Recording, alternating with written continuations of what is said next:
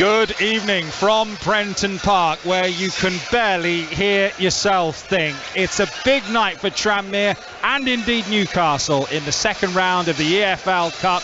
Carabao Cup Round 2 commentary live on BBC 5 Live. Alongside me is the former Everton and England midfielder Leon Osmond. Good evening. Good evening, John. How are you? Okay, thank you. Yourself? Very well. I'm good. What an atmosphere already. Yeah, it's brilliant. Exactly what Tranmere would have hoped for. That, beginning of the game, there's a real intense atmosphere. You can feel what these fans are hoping for. The Newcastle fans are certainly joining in, as they always do, away to our left, and the players will certainly hear what's happening when they walk out that tunnel. Yeah, the Kop away to our right is still an impressive stand. I mean, it looked good in any league, to be fair. The Kop away to my right hand side, it's very, very high, stretching right up from the bottom. Must be 50 rows high, that seat away to my right. And the Newcastle fans, there's over 2,000 of them, and they're all standing packed in to my left hand side, filling one end. We're in the main stand, the Johnny King stand opposite. Pitch looks mint, sprinklers are on, kids waving the white Tranmere flags, wearing their white Tranmere shirts. The tunnel is extended in blue, either in between the two dugouts, and we're awaiting the two teams. The camera at the moment is focused on the ball right in front as the referee's about to come out and pick it off the plinth. The game is televised tonight. Loads at stake. Big night for Tranmere. But what a performance from Newcastle against Manchester City on Sunday. They've made 10 changes. Only Joe Willock survives. I'll run you through the teams in a moment, as here come the two teams. Jamal Lascelles leading out Newcastle, and Kane Hemmings, the Tranmere captain, wearing the number 10, leading out Tranmere, all in white.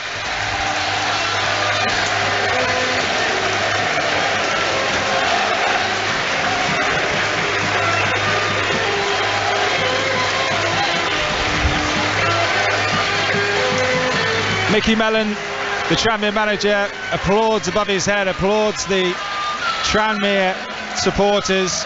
Eddie Howe comes out of the tunnel, takes his place in the dugout. Special atmosphere, huge for both. Newcastle United though, Leon, let's start with them. Just 10 changes, just one player survives from Sunday, Joe Willock, understandably, but what a crest of a wave they're riding at the moment, Newcastle.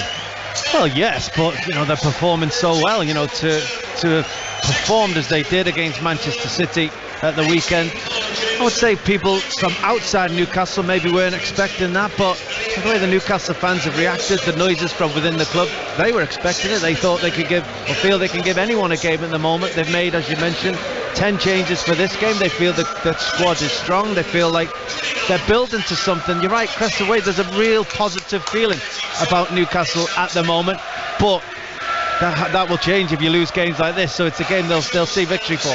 You'd have played in a few of these for Everton down the years, where you go to a lower league side. What's the feeling, do you think, amongst these Newcastle players in the dressing room, having to come here, this atmosphere, knowing that it's a cup final for Tranmere? Well, you can look at it in two ways. Some players will look at it and feel it's an opportunity to stake their claim for the first team. Others will see it as an opportunity to do their reputation some damage in a fixture where they're expected to win and expected to perform. Newcastle now, as we mentioned, there's such a good feel around the place. There's such competition for places. The feeling should be that if they don't come and perform well in situations like this, how are they going to break into Eddie Howe's starting 11 in the Premier League? So I expect to see a competitive fixture. I expect to see Tranmere try and really go at this Newcastle side, try and put them on the back foot, but I expect this Newcastle side to take the ball, be brave in possession, and try and pick apart this Tranmere team. Got a few fans in front of us who've just turned around and just pointed actually to the pair of us and gone, that's John Akers there. I saw that, John. Like, it's Leon Osmond. We can see right across the rooftops here from our position. We've got a good view. We've got a post which is covering part of the 6-yard box away to our left-hand side, but we cannot complain. Floodlights on. It's the traditional pylons as well. I love these floodlights. We love these nights as well. Tranmere are going to have the kick-off all in white. Hult is in goal for them, the pole. A back five, Cogley, Byrne, Turnbull, Jameson and Bristow as the players take the knee. McClear, Nolan and O'Connor in midfield, and the front three, the front two, Nevitt and Hemmings, who are up the top. So they're going to play five at the back. That's what Mickey Mellon's been going with all season. Newcastle look like this. Darlow's got the nod over Dubravka. Then the back four is Kraft, Dummett, Lascelles and Matt Targett. Midfield, Joe Willock, who's the only player to survive the weekend. Elliot Anderson, who scored here for Bristol Rovers last season, and Sean Longstaff. As away we go, and the front three for Newcastle, Jacob Murphy, Chris Wood and Matt Ritchie, as the ball's played long into the Newcastle half by Tranmere. Tussling for possession on halfway. Willock wins the ball but gives it away. Bristow for Tranmere as the ball goes into the dugout, and Matt Ritchie takes the throw, but it wasn't a Newcastle throw-in, so it'll be a Tranmere throw 10 yards inside the Newcastle half on the left-hand side for this Tranmere club that's got such a rich history of FA Cup upsets, certainly, and we'll be hoping they can do it in the Carabao Cup tonight. Haven't reached the third round, Tranmere, since 2013 when they lost to Stoke City here 2-0, and Newcastle are in possession midway inside their own half. They're wearing their blue tops, gold shorts and blue socks, and Lascelles in possession. Moves it to the halfway line to Willock, who spins away in his white boots. He gives it to Dummett, playing centre back. He's had a few little injury niggles. Paul Dummett wasn't in the squad at the weekend. Kraft is in possession. And a good press this from Tranmere. They're really putting themselves about here inside the Newcastle half, but Newcastle patient, playing their way out from the back. That's a nice touch from Josh Murphy, and a good challenge goes in on halfway. Thumping challenge, that gets the crowd up, throw into Newcastle. Yeah, good play by both teams there. Tranmere trying to just pounce on, not a sloppy pass from Lascelles, but a slightly misplaced pass to Kraft, and as you said, Tranmere to a man tried to really threaten and pressure that Newcastle side, but they kept the ball really well, moved it from one side to the other. Great little flick inside it. Ends up being a terrific tackle by O'Connor, full stretch, that stopped that Newcastle attack. Yeah, he's got a cap for Ireland.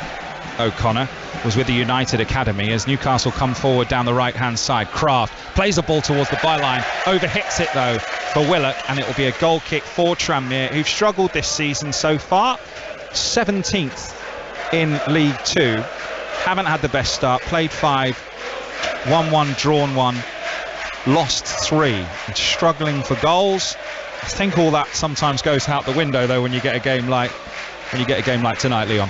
Yes, it does. And then if you can come out of this game with a positive result and progressing through to the next round, then it makes an incredible difference to your season. So sure, Mickey Mellon has been in the ears of his team trying to get them up for this clash. I'm sure he wouldn't really have to for a clash of this magnitude, but it really could start their season off. Kraft on the right hand side, 10 yards inside the Tranmere half for Newcastle. Crossfield ball, it's a good knock that from Longstaff. Chance here for Murphy, but it's toe poked effort is straight at the goalkeeper Hult. He claims it, wearing all yellow into his chest, and stands up and waves his players forward. Hult has got a start tonight, because he started against Accrington in the last round when Tranmere won on penalties 12-11. They made a couple of crucial saves in that shootout, and the managers decided to go with him. He's from Poland, was with the Everton Academy, spent last season playing in Poland, and Tranmere have snapped him up. 25 years of age now. Good opportunity for him as well in front of the TV cameras, as he's got to deal with a back pass, which he does. Clears right-footed, high spinning ball towards halfway. Hemmings there, the Tranmere striker, got a bang in the back of the head as he went up for a header, and he's gone down, and the referee has stopped play because of it. 0-0, 5 Sports Extra from the BBC on BBC Sounds. It's John Akers and Leon Osman here tonight. It's the Newcastle fans you can hear away to my left right now. Mickey Mellon actually played against Newcastle for Tranmere, subbed on 83 minutes back in October 1998, Newcastle winning by 1-0 here, and that was the last time these two met in the League Cup. So 24 years ago, Mickey Mellon played in this fixture, so knows what it's like and knows what it means to those Tranmere players out there at the moment, no doubt. I'll keep you up to date with what's going on elsewhere tonight as well, of course. If you're looking for the Rangers commentary, it's live now over on BBC Radio 5 Live. You can find it on BBC Sounds. The ball's played forward, a free kick. Hemmings is okay, just need a little bit of treatment, and he's back on the field. He's in the centre circle. There was a push up there by Chris Wood, so it's going to be a free kick to Tranmere, deep in their own half, 0-0. Yeah, I thought it was a generous free kick, to be honest. I thought both players were competing for the ball, neither prepared to give an inch, and how the referee saw that in Tranmere's favour, I'm not so sure. But Newcastle, that back four with midfield three and a three right up top, are really trying to keep Murphy and Ritchie in wide positions, really stretch this five-man defence of Tranmere. Tranmere on the attack, Hemmings battling well, but Willock has been everywhere so far and manages to win possession. He does look sharp. Carl Darlow rolls the ball out to Ritchie, who scurries forward down the right hand side, chops a ball inside towards Longstaff. It's a good challenge that's gone in there by John Nolan, and another crunching tackle from Nolan as he stretched for the ball, but it was a foul on Longstaff, and it will be a free kick.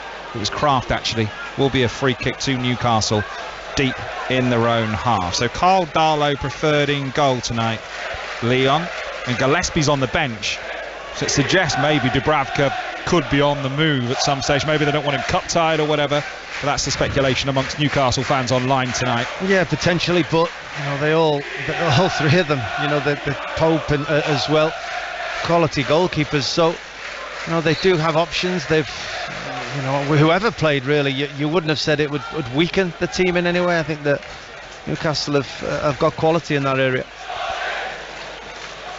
Newcastle in possession on halfway, still under the press, and Tranmere are forced a mistake here. Here's Nolan, he's got a bit of quality on the ball, played loads of games for Ipswich, scoring goals, has struggled with injuries. The ball's chipped forward by Nolan round the corner, and it's flicked off a Newcastle player, and it's a throw into Tranmere on the right hand side. They've started well here, the League Two side. Yeah, and it's the third time that Newcastle have tried to play out. The first time they did it really well, but Tranmere have kept at it, and they've won the ball back on the last two occasions. Unfortunate that Nolan conceded a free kick previously, but you know, again, winning the ball back, getting into good positions. A little ball forward as well, which they're scrapping for up there with Elliot Nevitt. He can't get hold of it, and it's tapped out of play by Newcastle. Another throw in to Tranmere on the far side. Leon Osman, it's like the Karate Kid here, he's catching flies just with two fingers in front. Well. You got it, I got good it, man. Yeah. Is it a Mozzie? You got a Mozzie? Yeah, they always worry me, those. Good man. Throw in then for Tranmere on the far side. They've got 5 players in the penalty area. Long throw to the near post, headed away by Newcastle United. It was Matt Targett who won the header. Ball high in the air. Lascelles wins a towering header.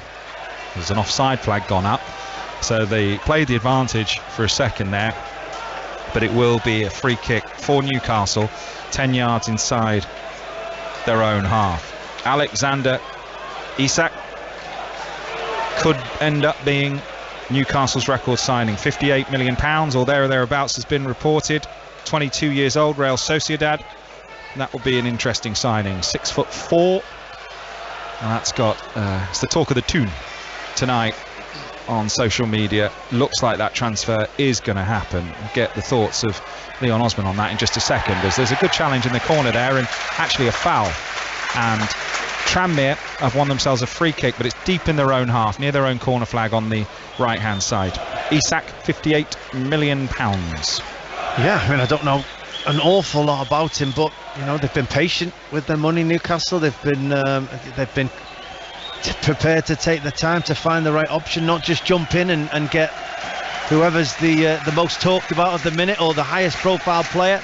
And they're slowly trying to build a quality squad up, but when you talk about 22 years of age, that's the kind of age that you want to be buying. You want to be scouring the world for players that you can see playing for your team for many years. You can build a team around. Then the next step is getting him, and the step after that is making sure that he's ready and primed for Premier League football. Kane Hemmings has had a good start. He's just won Tranmere a free kick on the right hand side. It's right on the touchline, and it's a chance to cross into the box, and Tranmere have sent everyone forward. So they've got 7 players in the penalty area at the moment. As the applause goes round the ground, and I'll be honest, I've not heard why the applause is going up. In comes the ball into the penalty area for Tranmere. O'Connor wins a little touch, but it's just a little heavy, and it'll dribble out for a throw-in.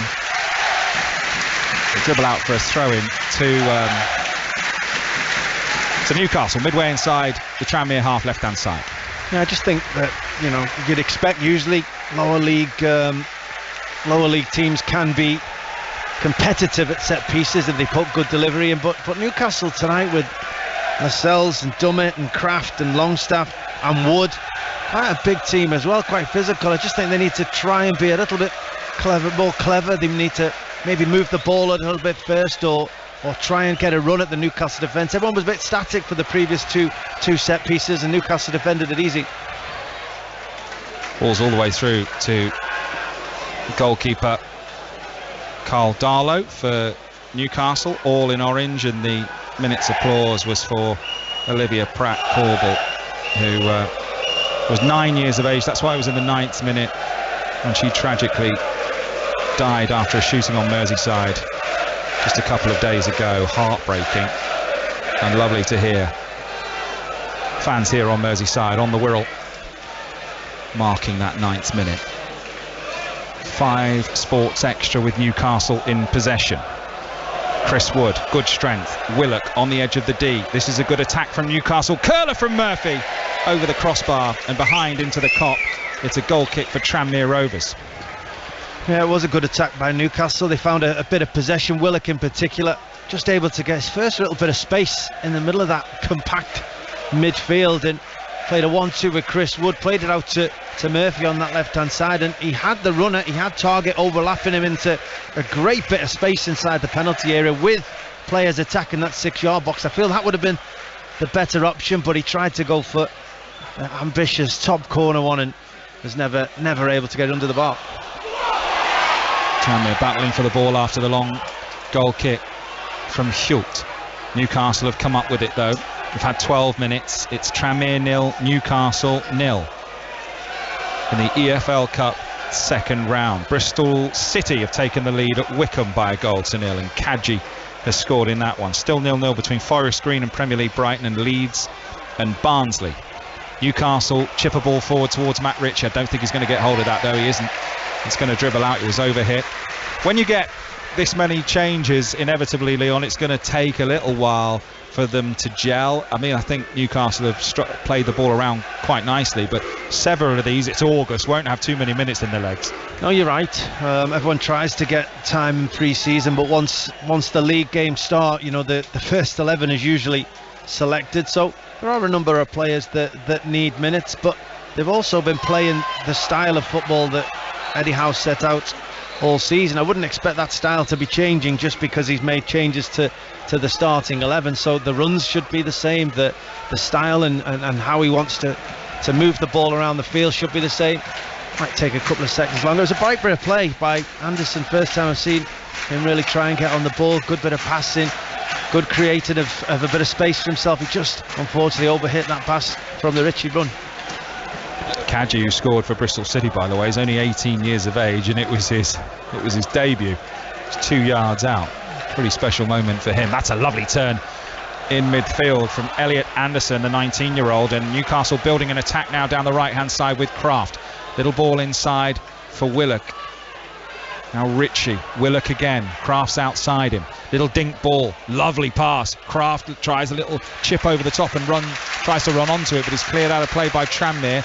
Throw in by the corner flag for Newcastle United, attacking the goal to our right. Richie's going to have a chance to cross here. 3 in the middle. In it comes. Headed away by one of those 3 centre-backs for Tranmere. Newcastle have picked up the second ball, though. Kraft knocks it down the line for Willock. He's got 2 to aim for in the middle. Across comes Rhys McClear, a Scottish under-17. Under-17, he's 20 now. Signed from Norwich. And Kraft's got a chance to cross again. In it comes. Good chance. Murphy at the far post jumped. Didn't get much on it. Maybe just a flick off his forehead. They've kept it in Newcastle on the far side. That's good skill. To the byline. Can they get a ball back across?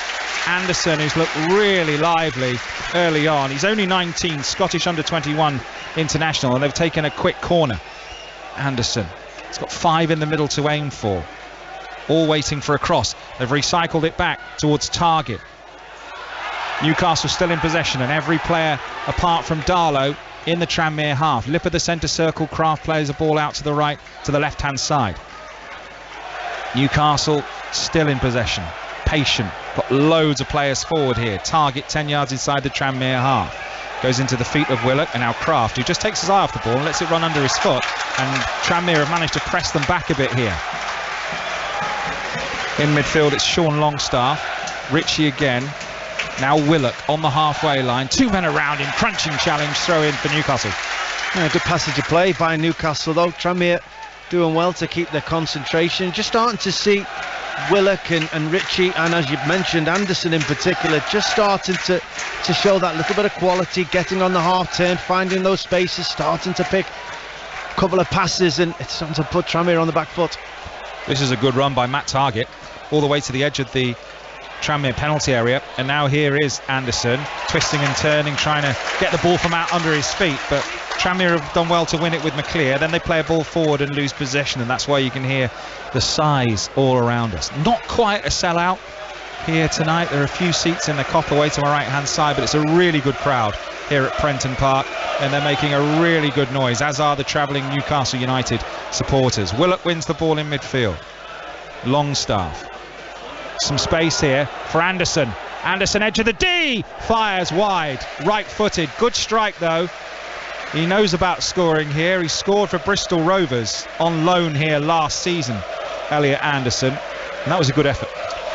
Yeah, he's starting to pick up some really good positions. So once Newcastle get their foot on the ball and are able to pick their head up, they're able to find him, and he's a player, I've not seen an awful lot of him. He's a player that plays on the half turn. He can play with his head up. He seems to know what's about him.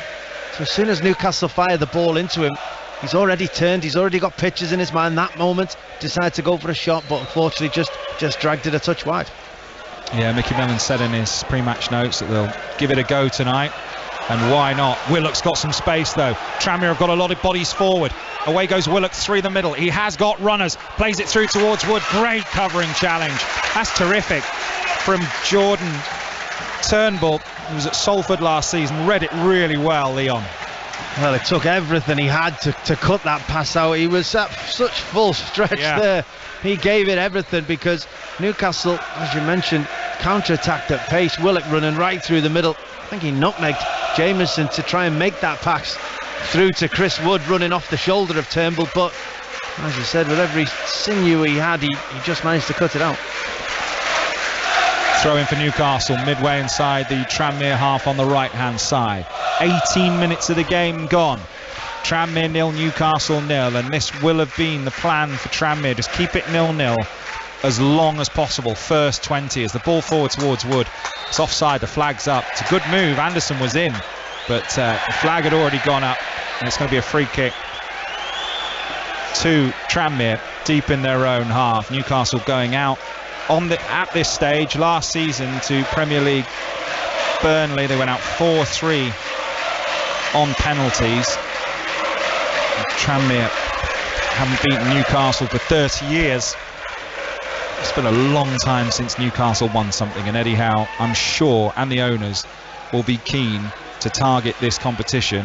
They'll want to win silverware. They'll want to see something as soon as possible for their investment, and they'll have a look at this one, Leon, won't they, Newcastle, as one they can have a real go at. You would expect so. I mean, every team wants to win silverware. There's no surprise about that. obviously becomes more of an issue the longer it's been without it. Newcastle, as we've discussed now, with some serious money to throw at silverware, will probably identify competitions like this, but it still make changes, Eddie Howe. League is important as well. It's up to these players to show in these type of games that they're worthy of a pick in his Premier League starting 11, and that's how you progress in these tournaments. You have to show that your whole squad is capable of playing at a certain level. They're playing well at the moment. Newcastle haven't quite created that clear-cut opening to score the first goal, but they are in control of this game, and at the moment, as you mentioned, Tranmere just trying to hang on in there. Newcastle have got to throw in their own half. Sorry, Tranmere have got to throw in their own half on the right-hand side. Down the line it goes. Been a while since they've had some possession here. The home side here at Prenton Park. Tranmere 0, Newcastle 0. We're through the first 20 minutes. So far, so good for Tranmere. Trying to cause an upset to go along with Crawley's last night. Crawley knocking out Fulham by 2 goals to 0 as Kraft is in possession, plays the ball down the right hand side, looking for the run of Ritchie. It's not a good clearance by the goalkeeper Hult, but Tranmere have come up with possession. Lip of the centre circle inside their own half with O'Connor. Puts the ball out onto the right hand side to Josh Cogley, a 26-year-old from Birmingham City. Ball forward, that's a good ball. Flag stays down, big chance here for Tranmere. And they've scored! Tranmere are ahead! And it's Elliot Nevitt, the man who came from non-league Warrington out of nowhere, has stunned the Magpies. What a finish! Darlow got a hand to it. Prenton Park erupts. Tranmere draw first blood. Tranmere 1, Newcastle 0. Oh, what an absolutely terrific goal this is. If you scored this in the Premier League, you'd be purring about it for many weeks to come. The movement, the precision, the passing, the rotation. We just mentioned that they haven't really been in the game. They haven't really had the option to string any passes together in the past 15 minutes, Tranmere. Well, they did then. Cogley into O'Connor, up to Nevitt, back to Nolan, played through to, I think it was Cogley, who picked his head up, took its time, knew he was in behind that defence, and just rolled it across to Nevitt, who had to semi-tackle it in the end. The goalkeeper getting there, Lascelles trying to make a difference, but he got enough purchase on it to put it right into that top corner. What a brilliant goal by Tranmere. And what a story. 18 months ago, he was playing Sunday League football and Saturdays, playing Sunday with his mates and Saturdays for Warrington. He signed last year after scoring 3 in the FA Vase final for Warrington, scored 8 last season, but never will he have scored a bigger goal than that. 26 years of age, scorer against Newcastle United here at Prenton Park. It's proper Roy of the Rovers stuff. It really is. And just the awareness there from Kane Hemmings to square it. I thought Hemmings should have had to go himself, but he just knew that the run was coming, didn't he, Leon? Laid it into his pass as Newcastle come forward down the right hand side with Ritchie. Willock, it's a good move this. Here's Anderson in the penalty area, tries a shot, cleared away, corner. That could have ended up in their own goal there, Tranmere, but the clearance, thankfully for them, went over the crossbar. Corner for Newcastle. Yeah, Byrne nearly putting it into the back of his own goal, but good response by Newcastle, taking the ball again as they had played for the last 10 or 15 minutes, getting the ball behind that Tranmere midfield, trying to get in there. Anderson finding himself running into the penalty area, just scuffed the shot a touch. You thought it might fall to the feet of Chris Wood, who was lurking, but Byrne clears the ball. Have Newcastle got an answer? Ritchie with a cross after a short corner to the far post. Wood wins the header straight into the arms of Hult, the Tranmere goalkeeper in front of the Kop. And they're all standing there. I mean, this is what you dream of as a Tranmere fan. To go 1-0 up, see it through 20 minutes, and then get that chance and take it. It's all right getting the chance. You know you might get one, but you've got to put it away. And Nevitt did, as Leon described it beautifully, as the ball's over the top to Nevitt again, and he's onside. This time Carl Darlow comes out and claims it. It's heart in mouth stuff again, and they've just made some quite nicely timed runs, the Tranmere forwards, so a high Newcastle backline. Yeah, Nevitt's just playing right on the shoulder of Lascelles, so anytime there's a bouncing ball, anytime there's a good bit of play, as Tranmere have shown on one or two occasions now, he's ready to run, he's ready to sprint in behind Dummett off Lascelles' shoulder, and Tranmere are happy just to leave the ball in there and let him chase after it. And if they get it right, as they have done for the goal, it looks absolutely brilliant. It's unbelievable, isn't it, when you find a player playing that low down who comes and plays in the league and scores that goal. I mean, just shows you can still find them, and it's not too late to be playing non-league football, Leon. Yeah, you know, the Jamie Vardy story was the last one that we've kind of heard of finding that low league player, or that player who's playing out of league football that can step up. And you know, he managed to make the ultimate progression to play at the very top level. So you just never know. But when you hear stories like that, it just makes you believe as a player. You know, whether you're 19, 20, and you might not be playing league football, just keep trying. You just never know, it might happen. Great atmosphere.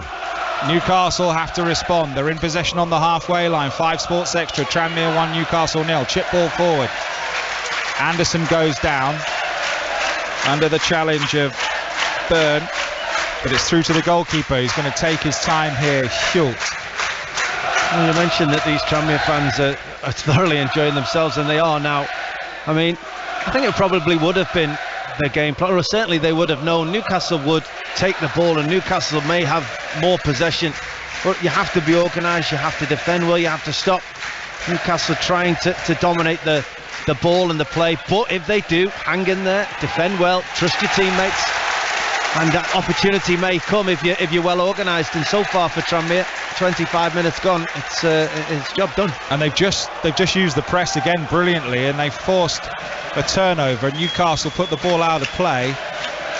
Originally it was given as a throw for Newcastle, but the assistant on this near side said no, it's a Tranmere throw, and it's level with the Newcastle 18-yard box on the left-hand side. A chance to cross maybe. Jameson puts it into the middle, and Darlow comes and drops it and then reclaims it. Second time, there was no one anywhere near him though, and he's rolled it out to Kraft. Tranmere 1, Newcastle 0. 5 Sports Extra from the BBC. John Akers and Leon Osmond. Lascelles building from the back for Newcastle. Leeds are leading Barnsley by a goal to 0. Sinistera has scored as the ball is with Anderson at the byline in the penalty area. Back to goal. Forced to go back to Jacob Murphy, who rides a challenge. He's got help. He's got Kraft 35 yards from goal on the right. Ritchie, chance to cross left-footed. In it comes. Headed by Jordan Turnbull for Tranmere. Anderson brings it down. Chance to cross again from the left-hand side. Target. Anderson puts in a right-footed cross. It's a good one. Again Turnbull's there. And then another clearing header comes in from Reece McClear. Tranmere defending well, but they couldn't quite get hold of the ball in midfield there, and Newcastle have got the ball and given it away to Jacob Murphy. And the Tranmere supporters are absolutely loving this at the moment. They want to throw in 10 yards inside their own half on the right-hand side. And if they get to half-time here, you just never know, because Newcastle have dominated. Tranmere have had that one opportunity and have taken it brilliantly. Nevitt with the goal. Yeah, for as we mentioned, for all their domination, they've had half chances, Newcastle. They haven't really unlocked the door of this Tranmere defence, and that's what you would have heard the cheering for 2 or 3 minutes ago, that Newcastle trying to put the ball into the penalty area, and each time they do, Byrne, Turnbull, Jameson defending it really well. They've defended their penalty area ever so well tonight, Tranmere. PSV Eindhoven 0, Rangers 0 is the latest score. That's over on 5 Live. 2-2 from the first leg in the Champions League qualification. And Newcastle have got the ball in their own D. Kraft. Longstaff into the feet of Ritchie. One touch stuff. Lascelles with a little drag back. Strokes the ball along the turf to Paul Dummett. And now Matt Target, the left back, signed from Aston Villa, of course one of the first players to arrive in January once the Saudi owners took charge. There's Lascelles, dinks the ball forward, but it's a straight ball. It's bounced once and it's gone straight through to Hult, the Tranmere goalkeeper. Floodlights really starting to take effect now. You've got a purpley pinky orangey sky in the purpley pinky orangey. Yeah, we've got purples up the top, look, Leon. And we've got, look, pink and orange down the bottom. What do you want me to purpley pinkly orangey. All right. We've got a sky that's purple, blue, pink and orange. How's that? Much better. Oh, Newcastle just getting a bit desperate there for 2 or 3 minutes with their passing. Lascelles in particular, just instead of moving the ball around, trying to stretch the Newcastle defence, he's tried a couple of 60-70 yard passes and he's not got any of them right, trying to pick out Murphy. Tranmere will be delighted if those are the type of passes Newcastle are trying for the next 5 or 10 minutes, rather than trying to get people in the pockets of spaces as they have done. Willock, the ref has to get out of the way. Longstaff for Newcastle, 25 yards inside the Tranmere half. Murphy on the far side. He's got company. He doesn't know where to go, and the defender's done brilliantly out there. Fantastic from Cogley, but they've given the ball away, Tranmere, after winning it in a good area. Nearly an opportunity though again as they win the ball back. As we've saw, never, as soon as Tranmere win the ball, he's off and into spaces. Ritchie, little reverse pass into the penalty area. Tranmere defend well, clear the ball half away. Looked like a foul on Kraft, it was, and it will be a free kick to Newcastle. It's about between 35 and 40 yards out on the right hand side on an angle, maybe a position to cross rather than shoot here for Ritchie's left foot. Yeah, possibly. I thought Hemmings was unlucky there. I thought they're coming together with Longstaff originally was a fair challenge. Then Kraft seemed to jump in and trying to win the free kick, and the referee certainly bought it. And as you say, there's now a free kick, quite central, not quite wide, bit pinky, purpley, bluey. half 6 of one, half a dozen of the other. So I expect it's one that they'll try to deliver into the penalty area, but it's quite narrow. Half an hour gone. Ritchie's over it, and so is Murphy. Ritchie's left foot, 6 in the penalty area for Newcastle. He's overhit it, and it's through into the Kop, and it'll be a goal kick for Tranmere. It's always the danger, that, because it's such a narrow angle that you're trying to cross it from. If you don't get it exactly right with regards to timings for players trying to get on the end of it, it'll just quite comfortably skip through. The Tranmere defence just hold the line, just make sure Newcastle players can't run, just block them at certain times, and that ball is always going to skip away. You have to be brave and move it a little bit wider and take a touch and deliver from much better angles. It's the voice of Leon Osman, England and Everton midfielder, as the high ball is headed away by Lascelles for Newcastle. I think he's bloodied his nose here. He's got blood streaming from his nose, Lascelles. He's trying to get the game stopped after that. I think he headed the back of Hemmings, and the referee's going to go across, and I think he's going to get some treatment here. The centre back at Newcastle United. The referee has a look at him. He's saying it was an elbow, Lascelles. We've got no replay monitors tonight, so it's impossible for us to have seen that off the ball or have another look at it. No, he's not happy, is he? He's trying to tell anyone who'll listen to him that it was a flailing arm. He's even indicating more of an elbow than anything else. The referee's trying to make him leave the field to get tended to, and at the moment he doesn't want to step off. Well, both sets of teams now just taking that opportunity to get some drinks and also get a couple of messages from the managers. Yeah, it's a muggy night. As well as being purpley and pinky and bluey, it's pretty muggy. It's quite close. Leon's in short sleeves, and believe me, he does layers better than anyone I know. Honestly, you should see him in the winter. I've known him wet. I have got layers in my bag as well, but just doesn't feel like that kind of night, does it? It does feel quite muggy. Close. Yeah. Give you that. At the moment, we've got the story here of the night, because Tranmere Rovers of League 2, 17th in League 2 with only 1 win all season and 6 goals, including their one tonight, leading Newcastle United of the Premier League. Such a good start from them by 1-0. 10 changes, just a reminder, Eddie Howe made for this one, and he has packed the bench, as you would imagine, with players who can change it. So the bench for Newcastle tonight. Gillespie's the sub-goalkeeper. The ball's back in play and Darlow's got it in his own penalty area. And Lascelles is still getting treatment, still trying to stop the bleeding from his nose on the touchline. So on the bench they've got Trippier, Botman, Luis Fernandez, Manquillo, Almiron, Bruno Guimaraes and Joel Linton. Wilson's injured. I think they're getting someone ready as well. I'm not sure the thoughts on Lascelles, but Eddie Howe's making sure that if he does need to leave the field of play, Lascelles, that his subs are ready to go on. So there does seem to be a lot of blood that they're dealing with. Yeah, he's having to change his shirt as well as Lascelles. So maybe they've stopped the bleeding. Kitman gets out a spare shirt. Newcastle are in possession meanwhile, 5 yards inside their own half with the lively 19-year-old Anderson. Now it's with Target. Still the doctor is with him down there. Lascelles still trying to stop the bleeding. I think he's going to end up with 2 big cotton buds up his nose. You ever had that, Leon? The cotton buds up there? Yeah, it took more than 2. I've got big nostrils, me, John. Just checking your nose though. It's all right, isn't my it? My nose isn't too disjointed. Just big nostrils. They are big nostrils. I've never noticed that about you, Leon. Well, I'm really disappointed I've given you that ammunition. That's a good interception from Tranmere Rovers, but then they've given the ball away. They've done that a few times tonight. That was Ethan Bristow, and that's a free kick. Bristow desperate to get the ball back, and he's committed a foul 10 yards inside his own half, and Newcastle have another free kick. No, you're right, they have in transition given the ball away a little bit, probably too much for Mickey Mellon's liking.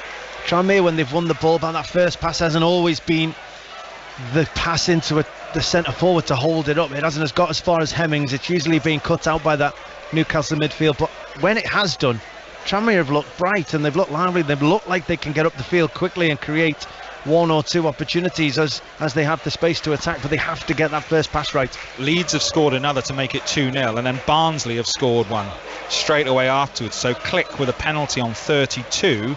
Barnsley have just scored to make it 2-1. Just awaiting to see who scored for Barnsley. So it's Forest Green 0, Brighton 0. So Forest Green, after getting stuffed by Plymouth, putting up a good showing against Brighton at the moment. 37 minutes gone in that game, 0-0. Tranmere leading Newcastle United here by a goal to 0. Thanks to that goal from Nevitt. And Wickham 0, Bristol City 1. Player still down for Newcastle, getting treatment here after that challenge from Bristow, and Newcastle have got their substitutes warming up. I found a mini Cadbury's cream egg in my bag, but it's from March. Would that be any? No, that wouldn't scare me. I thought you were going to say a lot further back than March, but March is very acceptable. March is okay. I thought I'd check absolutely, with you. Yeah. You're an experienced It's not man. like you to bring sweets or chocolate or anything, John. I've got to say that the sweets so far have been courtesy of Leicester City Football Club. They've got pick and mix. I thought I'd have them. You can make things last, can't you?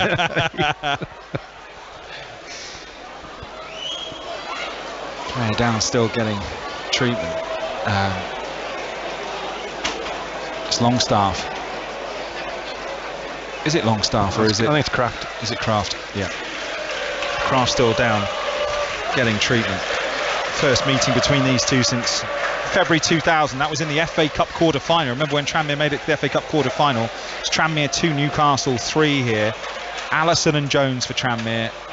Gary Speed, Domi and Ferguson. Big dunk scoring for Everton. 3-2 FA Cup quarter-final. I remember that. I remember watching it on TV. Kraft is going to have to go off here, and they've got the stretcher for him, and he's got on it. So that is not good news for Eddie Howe. He was on the bench at the weekend, Kraft, the Swede, 28 years of age, signing from Amiens a few summers ago, and he's lost a right back. But he does have a right back who's half decent on the bench in Kieran Trippier. So Trippier's going to come on here for Kraft. Doesn't look in a good way. Let's hope it's not too serious. Warmly applauded by the Tranmere supporters as well as the Newcastle fans away to my left. And it's never nice to see someone need to be carried from the field of play. No, of course not. We wish him well. first to find out how severe it is, and then in recovery to get back fit. But as you mentioned, I'll talk about having an able replacement on the substitutes bench.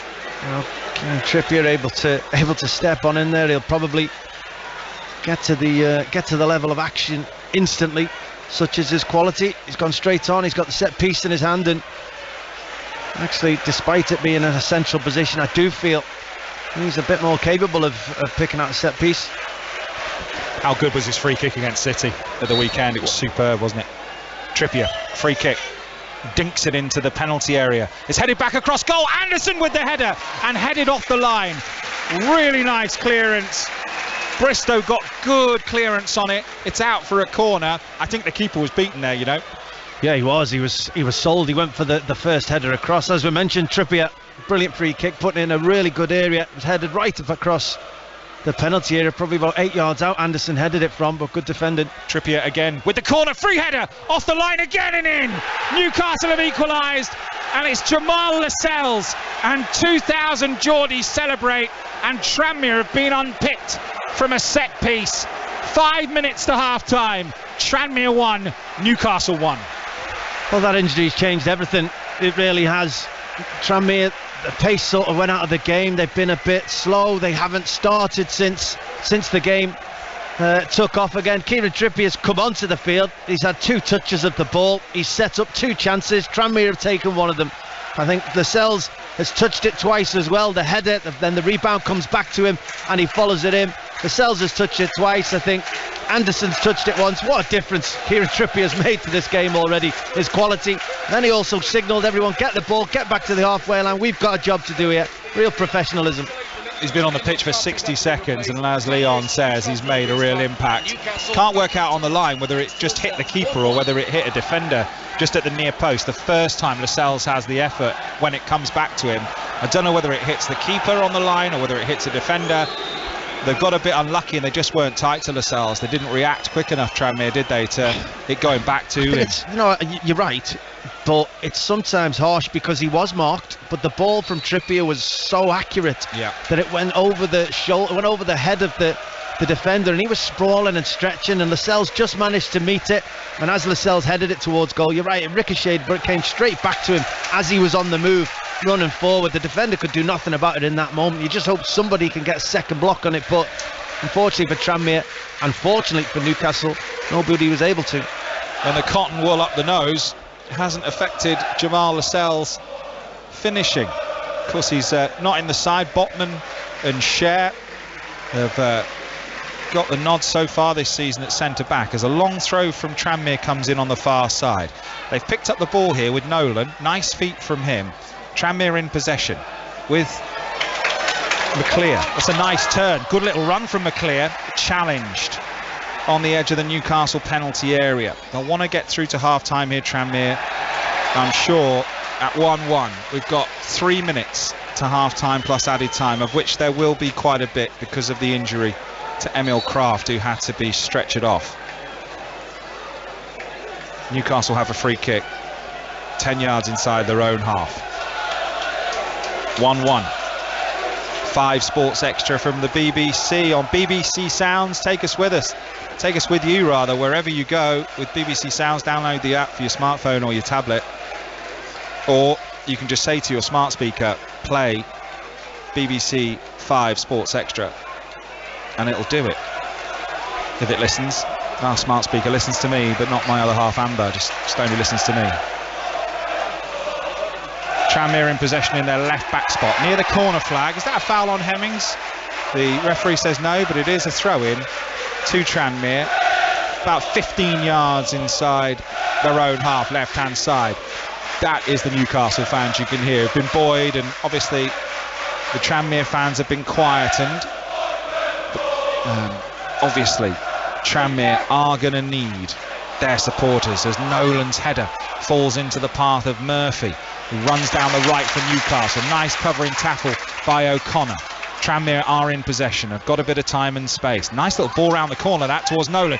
Can he free Nevitt or Hemmings ahead of him? Ball in play still. Here is Hemmings, back to goal, 15 yards inside the Newcastle half.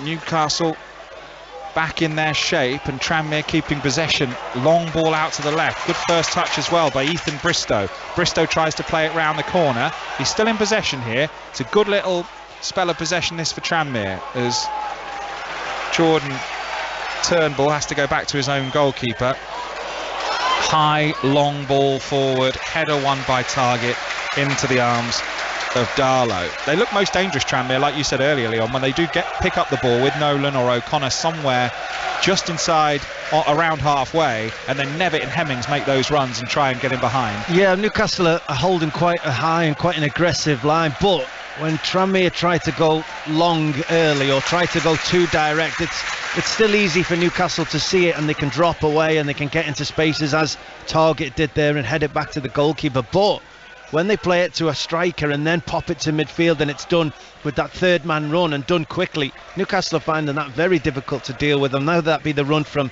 Nevitt or Cogley, that's where it's happened more often than not than on this side with Bristow. They've had some success. Newcastle with Willock in possession. Is that a foul from Hemmings? Yes, the referee says it is. 10 yards inside the Newcastle half on the left. I guess as well it's having that confidence when you pick the ball up as Tranmere against Premier League players who are quicker, stronger quite often. It's having that confidence to play it into midfield rather than knock it long.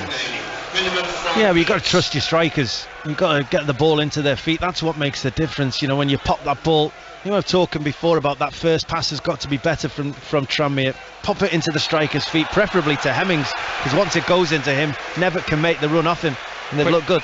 Quick free kick from Newcastle, 30 yards from goal. I thought that might have been in Trippier range, to be honest. I don't think Trippier's too happy about the fact that they've taken a quick one and they're under pressure here, Newcastle. Don't understand that. Trippier's flapping his arms, say we've just won a free kick, sort of 27 yards out, perfect range. In comes the cross, headed up in the air by Turnbull for Tranmere.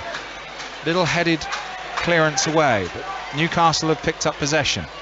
It's midway inside the Tranmere half on the left hand side. Ball chipped forward, headed back by Nolan. Newcastle in possession in the centre circle with Lascelles, the equaliser, scored the equaliser for Newcastle. Diagonal ball into the penalty area. Newcastle player goes down. Hult will take the ball. 5 minutes of added time, by the way. We've had a minute and a half of that, so we have got 3.5 minutes of time added on at the end of the first half. And now the Tranmere fans getting behind their team, trying to be that 12th man. So many upsets down the years here at Prenton Park under the lights, and who's to say they won't get another one here tonight? They led 1-0 through Nevitt. Lascelles equalised after a long injury delay. Kraft had to go off, and it's Darlow who's got the ball in his arms at the moment. He's got a goal kick in front of the Newcastle fans away to my left.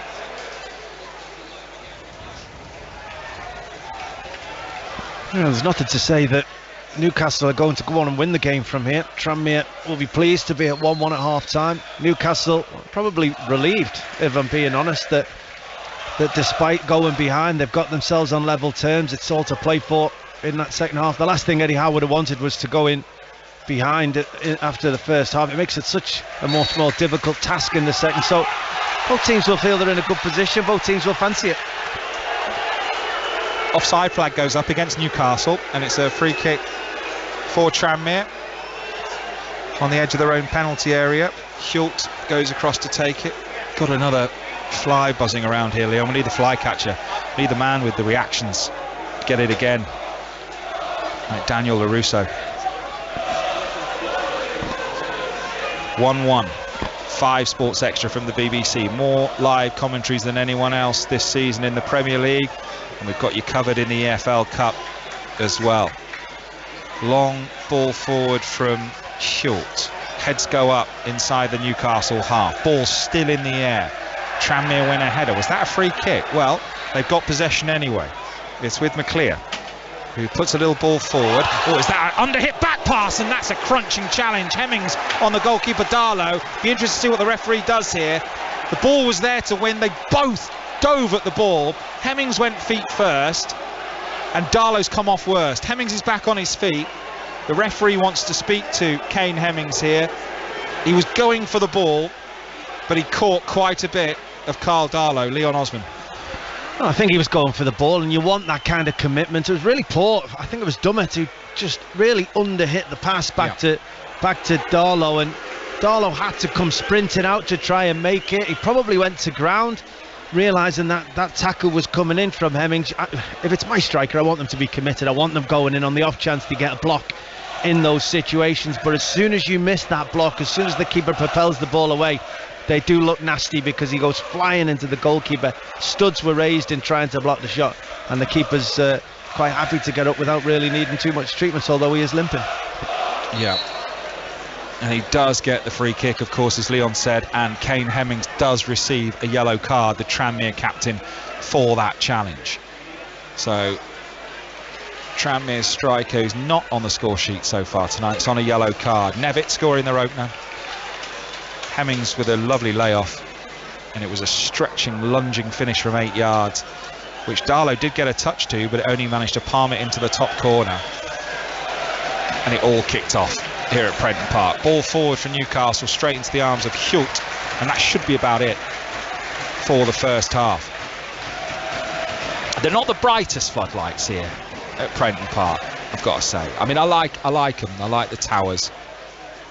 I don't know whether it's my eyes, actually. It could be my eyes. There's the half-time whistle. Leon. Yeah, an entertaining first half. I think both teams have showed how they want to go about winning the game. Newcastle have taken possession of the ball and tried to move it around. I've not seen enough of Chris Wood. They've not been able to get balls up to him and into him, and certainly deliveries from wide areas haven't been on the money, haven't given an opportunity, or you'd say maybe he's not getting in the right positions to really attack, because that back three of Tranmere have defended that penalty area reasonably well, except for that one set piece that they conceded from. Tranmere defended pretty well for the large part. They haven't took possession of the ball, but when they've got the ball up to Hemmings and Nevitt running off him, they have caused a couple of problems for Tranmere. They scored for Newcastle. They've scored a beautiful goal, absolutely terrific goal, really good passage of play, but I want to see more from them. Live in front of the TV cameras tonight, and you know you've done something either really good or really bad, don't you? When the cameraman comes on the pitch walking backwards at the end, and he stands near you and points the camera in your face, you know you've done something good or bad. Well, when you've played well, you quite enjoy it, yeah. But when you've done something bad, you want to push the camera away. So when you played bad, they go, oh no, they know. Or you scored an own goal or something like that. You think, oh, please no. But it was on Nevitt though. Yeah, and that's nice. It's a great story. But you're happy when it's half time and there's still 45 minutes. If it's a negative, you're happy that it's half time still to turn that game around or go and achieve what you want to. And as you said, still 45 minutes to go. Either team can win this game. Both will be in the dressing room at half time feeling that if they just raise the game, if they just change one or two things, maybe get the strikers involved a touch more or a touch earlier, create that opening, the game's there to be won. Leon Osmond, thank you for your analysis so far. We've got every kick of the second half live for you on the way. Elsewhere, Forest Green 0, Brighton 2. Brighton have scored 2 just before the break. Undav and Alzate have scored the goals there for Brighton. They lead 2-0 at half-time at Forest Green. Leeds are 2-1 up against Barnsley. Anderson it was who got one back for Barnsley after Sinistera and Click scored the goals for Leeds. And Wickham 0, Bristol City 1. On his debut, 18-year-old Kadji from 2 yards scored after 7 minutes. We'll have the second half live here. We're going to take you over to 5 Live to follow their game. They've been doing PSV Eindhoven versus Rangers, where it's 0-0. Here at half-time, it's finished Tranmere 1, Newcastle 1.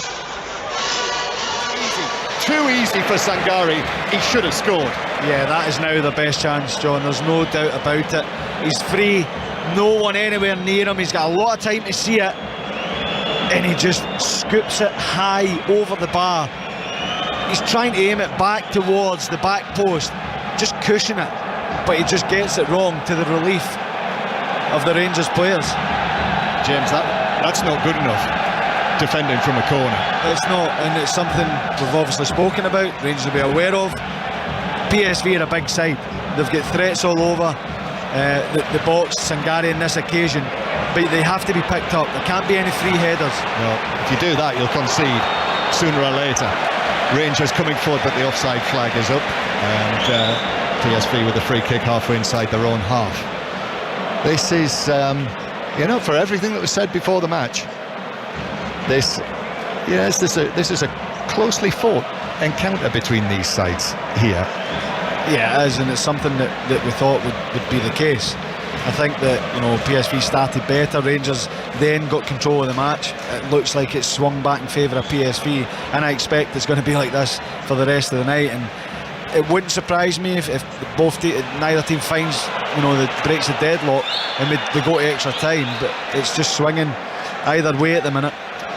It is Wycombe Wanderers 0, Bristol City 1, incidentally. We'll have more from Robin Cowan later, once the second half gets underway. PSV 0, Rangers 0. Here's Saibari away from Lundstrand down the right hand side, cuts in field, left footed shot, but it comes off Sands. The top of his knee, I think, which took it wide of goal. Might have been going wide anyway, maybe not, but the touch from the defender took it wide for a corner from the left. Yeah, it's excellent play from Saibari down the right hand side.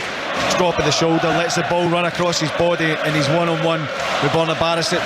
It's a brilliant touch from James Sands, because it's on target, and it's one that if you can stop your goalkeeper from making the save, then that's what you do. But they've got another corner to defend against here. Yes, they have. Gakpo plays it into the near post looking for Luke de Jong. That was headed away, comes out to Philip Max, the left back, 30 yards out, somewhere between 25 and 30 yards, and he got right underneath it, and I think he might have very nearly reached the second tier of the Phillips Stadium. Yeah, it's a goal kick. It wasn't the best effort, and I know we're speaking about Rangers and how they have to defend the corners and set plays better, but they really don't have a lot of height on their side. They've got Goldson, Sands that would pick up. Cholak is obviously tall, 6'2", I think. Lundstram can do that job. Tillman's good in size, but I wouldn't say properly switched on defensively in that situation. So they are outmatched or overmatched with height, if you like. So they have to get tight and make sure there's no free headers. The home fans are howling. They wanted a free kick for that sliding challenge centrally by Lawrence on Gakpo, but he got the ball. I think it was a good challenge. He's okay, he's on his feet. Saibari though, as PSV come forward again. And now the cross from Sangare from the right-hand side. That's intercepted by Sands. Comes back to Sangare again. Sangare through to Saibari. And then there is the cover there from Sands, who comes across and lifts the ball with his left foot out of play for a throw down the right-hand side. PSV 0, Rangers 0. It's not had the goals and thrills and spills of the last commentary match you were involved in on 5 Live on Sunday afternoon, but this is absorbing because of what it means. Yeah, it'll take a lot to beat that game on Sunday, John. There's no doubt about that. But yeah, this is obviously a different type of game. Each team has got something to lose, and each team has got an unbelievable reward if they win the game. And it's understandable that there's not going to be loads of goals, or there haven't been yet, but it's still been a great game. Taser swings it in, that's good. De Jong with a shot, but straight at goalkeeper McLaughlin, who very gratefully, I think it almost hit him actually, and then he was able to drop on it. It was a stretch with his left foot from De Jong, probably 8 yards out, straight at the keeper. Yeah, I think it's a difficult chance, because you can only take it first time, and in those situations it's about getting it on target, which he did. The movement from De Jong is outstanding, but Connor Goldson has to see him. He has to defend that better, and he'll be grateful that it's fired at John McLaughlin, who managed to keep a hold of it. Now the ball played through to Gakpo, goalkeeper comes out, Gakpo shoots over the top of the bar. There was a defender there as well. The keeper was quickly out, but that another big chance for PSV not taken. It's a huge chance, and this is one where he should do so much better. The young one, it's the only thing he can do is get something on it. Gakpo's got time, he's got a huge target to the back post. John McLaughlin has come down to narrow the angle, which has left a huge gap to his left hand side, and Gakpo with his right foot, it's a simple skill just to pass that into the net. He leans back and scoops it over the bar, again to the relief of John McLaughlin, the Rangers players. PSV, every chance they've had, has got more and more dangerous, a better chance, better opportunity every single time, and that would be a worry for Rangers. Yeah, they've had a really rocky 5-6 minutes or so. The chance initially for De Jong, when it was whipped across, then the Sangare header from the corner, that was a good chance. Then De Jong shot straight at the goalkeeper. Then that one there, Gakpo through the middle, when just a little bit of composure was needed there from Gakpo. I suppose it demonstrates that he's not yet the finished article. No, he's in a position where, you're right, a bit of composure to just slot that away. He is trying to do that. It's not that he rushed it, he just gets the execution wrong. But of course, he's obviously young and he will improve, but that is an absolutely brilliant chance for them. That's big for Rangers in the context of what we've been watching in the last 10 minutes or so, because Kamara's won a free kick over on the far side and they can slow it down. Half-time approaching. We are in the 45th minute. So a free kick that Tavernier's going to swing in from out on the right-hand side. PSV, their line of red and white is along the edge of their own penalty area. Rangers blue mingled in with all of that. Tavernier hits it into the back post. It's over the top of Gutierrez, and Romilio is there as well, and the ball is kept in play by Kent, and Kent plays it into the box to Tillman, and Tillman turns and plays it back to the edge of the area, and the shot, which is hit low by Lawrence, was going wide, actually hit Tillman and very nearly ricocheted across the box, but PSV cleared, and that is the half-time whistle, and it's 0-0. And I think after that last 10 minutes, Rangers can consider themselves rather fortunate to still be level. Yeah, they can. PSV started well, Rangers come back into it, but the chances that PSV have created in the last five or so minutes, what you would think they'll certainly be getting at the break disappointed. Rangers will be feeling fortunate that they're still level. However, they have managed to create a couple of chances of their own, better finishing, better decision making. It's just a fascinating game, and it's certainly far from finished with the drama. I cannot believe there will not be goals in the second half, but it is 0-0 at half time. PSV 0, Rangers 0 here in Eindhoven, so that's 2-2 on aggregate. And just to remind you again, remember there is no away goals rule anymore, so the tie is completely level. So roll on the second half. John, James, looking forward to listening to it. We're going to let you go and have a break and enjoy that water that you've been furnished with throughout the course of the first half. Instead, we're going to talk to Charlie Adam and Roddy Forsyth about the game. Charlie, as the guys were saying there, yes, PSV may have had definitely the best two chances of the first half. There's not that much in it. Kelly, I've wrote down unbelievable 38 minutes for Rangers. The last 7 minutes, Rangers were all over the place, and up to that point, they were brilliant. They controlled the game, controlled the tempo, good pressure, had chances.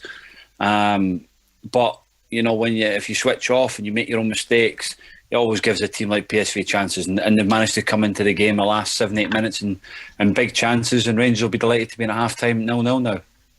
Roddy, we haven't learnt an awful lot from that first half that we didn't know before, namely the fact that Rangers are vulnerable from set pieces, particularly from corners.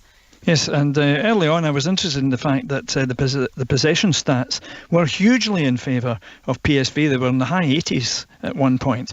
And then it occurred to me, of course, that Rangers had not got the prep that they wanted. They'd asked for the kick-off to be delayed 20 minutes. And sure enough, on the 20-minute mark, Rangers began to come into it with that long spell up until shortly before half-time. But what does worry me a little bit was that Sangare should have hit the target shortly before the interval, and if, as others have noted, if he'd missed that ball, Gutierrez was there not being marked, also free, and I think that's something that Giovanni Van Bronckhorst is going to talk to his players about at half-time, because I've noticed in the last 10 minutes before the break that quite a few PSV players in subordinate positions but backup positions were free.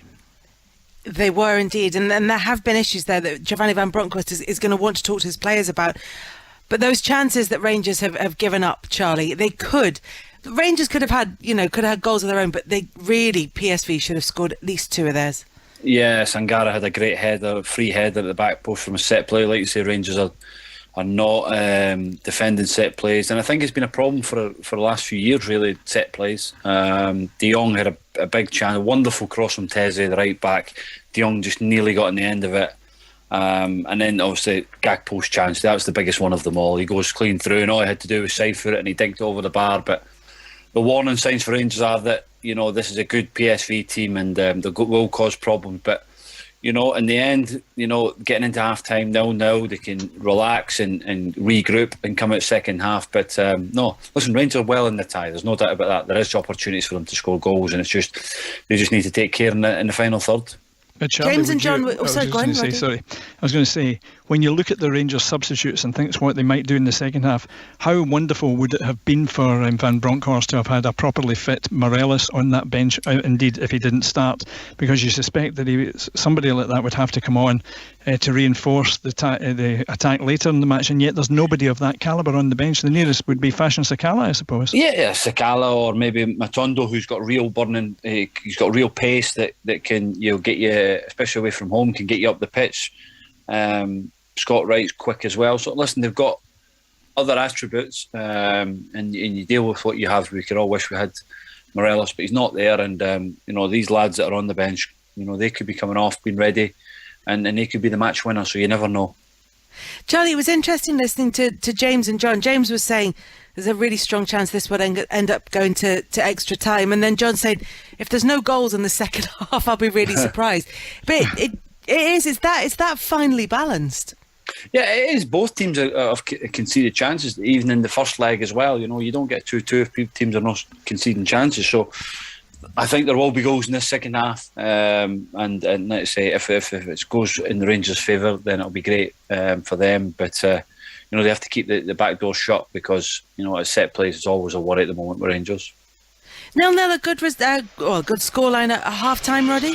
Yeah, you would feel so. Some of the players significantly. Welcome back to Prenton Park on 5 Sports Extra from the BBC, where it is Tranmere 1, Newcastle 1, as we prepare for the start of the second half here. Tranmere Rovers taking the lead through Elliot Nevitt, who was playing for Warrington Royals 1906 a couple of years ago, scored 3 in the FA Vase final, I should say, and signed by Tranmere, scored 8 last season, and here he is scoring against Premier League Newcastle with a lovely finish, lovely move actually on the break. Hemmings slipped it inside to him, and it was a really nice finish with his right foot falling. Darlow got a touch to it. That was 1-0, and away we go for the second half at Prenton Park. Tranmere all in white, kicking from left to right as I look at it. Equaliser from Jamal Lascelles with his nose still bleeding. That was from a corner. So it's 1-1. Very much all to play for. Brilliant atmosphere inside Prenton Park. The Kop away to my right is packed. Most of the lower half of the stand are standing up, the people in there, and Tranmere have a throw in on the right hand side as they throw it down the line. On as a substitute for Newcastle is Jamal Lewis, and he just gets his first touch. Oh, and he's beaten. O'Connor for Tranmere into the penalty area, cleared away by Newcastle. It'll be a throw in by the corner flag on the right hand side. Jamal Lewis has come on for Matt Targett, the Northern Irishman, and he will play at left back. 2 changes so far then for Newcastle after Emil Kraft was stretchered off in the first half, and the stop starting and the Kraft injury actually favoured Newcastle, if anyone, because Tranmere were in a good rhythm. Leon Osman, former Everton and England midfielder, is with me here on the Wirral. And Tranmere have made a good start to the second half. Yeah, they have. They've put Newcastle on the back foot. They've been competitive, just like they were in the first half, really. Good flicked header in, and a chance for Hemmings, who hooks it goalwards, but it's hit a Newcastle defender. But Tranmere have still got the possession. That was following a long throw. In comes the ball into the box, and they had a player underneath it, Tranmere, but Carl Darlow did well and climbed high, all in orange, and plucked it out of the night sky, and he rolls it out to Dummett, Paul Dummett, playing at centre-back tonight with Jamal Lascelles, and it's 1-1. That was nearly an opportunity for Tranmere. That's the first time they've got any joy from a long throw-in, and it was actually a Newcastle head. I think it was Dummett that flicked it into the penalty area. He said it was Hemmings on the swivel, trying to volley it with his left foot, and Willock was out quick, brave, defending, just knew he couldn't really drop his head to it, knew he couldn't raise his foot, and he just threw his chest and his gut at the block to make sure that Hemmings couldn't get an effort towards goal, and did it well. It was felt it. You could see he was bent over at the half time, just after the accident happened. Newcastle with the ball on halfway, long diagonal ball intercepted in the right back position by Josh Cogley for Tranmere. The 26-year-old clears long down the line. Little flicked header towards Nevitt from Hemmings, but he can't get there. And he got a bash on the nose for his troubles as well. Already had Jamal Lascelles with a elbow or something connect with his nose, and it's been streaming, and away go Newcastle down the right hand side. Trippier's made a big difference since he came on. He's in possession, gets it inside to Ritchie, and now it's with Jamal Lewis, who puts a cross in. It's blocked, and it's behind for a corner to Newcastle on the left hand side in front of their 2,000 plus travelling supporters here at Prenton Park. It's 1-1. Decent play on Newcastle as they take this corner quickly. And it's with Josh Murphy, who chips a ball into the penalty area. It's blocked. It falls for Ritchie, who strikes it against the legs of a Tranmere defender. Hooked away by Tranmere Rovers to halfway. There's no white shirt up there, so Newcastle in their blue with gold shorts and blue socks are in possession with Jamal Lewis wearing the number 12. Strokes it down the line to Longstaff. His ball down the line is intercepted, and Tranmere have possession centre field inside their own half. Here's Nolan, arguably their most creative player, goes to ground. I don't think he had possession of the ball when he went down, so it's no free kick. Newcastle go away down the right hand side. It's Anderson on the right, crossed in. Good looking ball in, blocked. Corner for Newcastle. Yeah, they're finally starting to try and attack in the wide areas. As we mentioned in the start, Tranmere playing with a back five with wing backs that probably weakest in those wide areas, and Newcastle haven't really tried to overload them until the start of this second half, but they've moved the ball from side to side. They've tried to get their full-backs into advanced positions, and already they've won a couple of corners. There are 6 Newcastle players in the penalty area. In it comes. Good looking delivery. Lascelles had peeled away round the back again and was free, but it went over his head, and it's a throw into Tranmere on their right, level with the edge of their own penalty area. Some complaints going on there amongst the Tranmere back line. Neil Byrne just saying to the referee, I was having my shirt pulled then, but then so was I think they were complaining about the block. It looked like a really well worked set piece at first. Trippier putting it into a great area as we expect. Lascelles looked like he'd released himself from the pack, someone blocking off in the middle, but Lascelles just didn't pick up the flight of the ball early enough. Several of those Newcastle fans in the away end are shirtless and hairy, but it is a kind of night for it. They're famed for, even in January, being shirtless, but they're enjoying it. They weren't enjoying it very much at 1-0 Tranmere, I can tell you that much, but of course they are still bouncing from the 3-3 with Manchester City, when they could so easily have won it. And then given another 10 minutes in the game, maybe Manchester City would have won it, but still they took a point from the champions and scored 3 goals at the weekend and played some lovely football. It's a much changed team, 10 changes, only Joe Willock still in the team from the weekend, but they have got a bench packed with the names that you would expect who could come on maybe and change a game, although Alan Saint-Maximin is not on the bench tonight, but Bruno Guimaraes is, should they need him, as the ball's played forward by Newcastle, and it's controlled by Murphy. Challenge goes in from Jameson, and it's out for another corner because it flicked off Jameson last for Newcastle in front of their own fans. We've had 51 minutes. It's Tranmere 1, Newcastle 1. You know, both players are complaining. Jameson felt it should have been a goal kick. Murphy wanted the foul. I think probably a corner kick's probably about the right result, but again, Newcastle running into the corner of towards the corner flag, down the side of the penalty area, just starting to get a little bit of joy. Right-footed in swing, in it comes, and the header's on target, and it's in, and it's Chris Wood in front of those Newcastle fans, and they've come from behind Newcastle, and it's their £25 million man with his first goal of the season. Simple as you like, free header. Tranmere 1, Newcastle 2. Yeah, it's Chris Wood who gets the goal, gets across that Tranmere defensive line, but again, what a delivery from Kieran Trippier.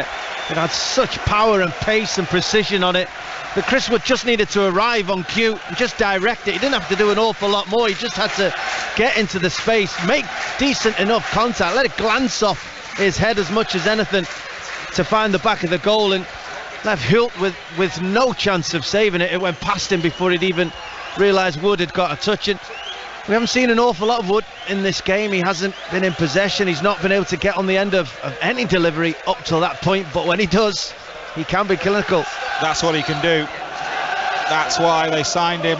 Gives them that dimension. Been used 3 times off the bench this season in the Premier League, but hasn't started a game. But starts and scores tonight here at Tranmere in the EFL Cup, and Newcastle look like they could be on their way through to round 3. Tranmere have fought hard. They've really put in a shift, and they've definitely carved Newcastle open at times. Played a high line Newcastle. They've got him behind a couple of times, so they'll be hoping that something will fall for them, maybe a set piece. They'll keep fighting, and at 2-1, if they can keep it 2-1 for as long as possible, Tranmere fans here will still have hope, no doubt. But Newcastle have made very good tactical tweaks at the start of this second half. In the first half, the fullbacks were getting the ball really in deep positions, making it very easy for Tranmere's wing-backs to deal with. But when they're in possession now, one of the central midfielders of Newcastle, whether it be Longstaff or Willock in particular, runs into the fullback areas. Then the fullbacks go really high up on the wing, and it's allowing Murphy to drop deeper, it's allowing Ritchie to drop deeper into spaces, and they're getting an awful lot of joint. They've just given the ball away. It's gone out for a Tranmere throw, which Newcastle have won the ball back. Ball hooked high into the Newcastle half, and Darlow, the Newcastle keeper, claims it comfortably and rolls it out underarm, and Newcastle are in possession, leading by 2-1. The wood chopper, as they call him on Fantasy 606, and you can, from tomorrow morning, or it might be tomorrow afternoon actually, download the FPL podcast from the BBC as Jamal Lewis is in possession in the penalty area. Good defending that though from Josh Cogley. Can he get the ball away? What's he won? He hasn't managed to win a throw-in. So it's a Newcastle ball in front of their own fans, left-hand side, and it's thrown into Josh Murphy. Nice little turn from Anderson. Was he clipped? Was he caught? Well, if he wasn't, I don't understand why he hasn't gone and collected the ball. It was a lovely little turn, and it's a goal kick to Tranmere. It's 2-1 Newcastle. Yeah, you're right. It looked like for all the world he just rolled the defender, and he's going to get it.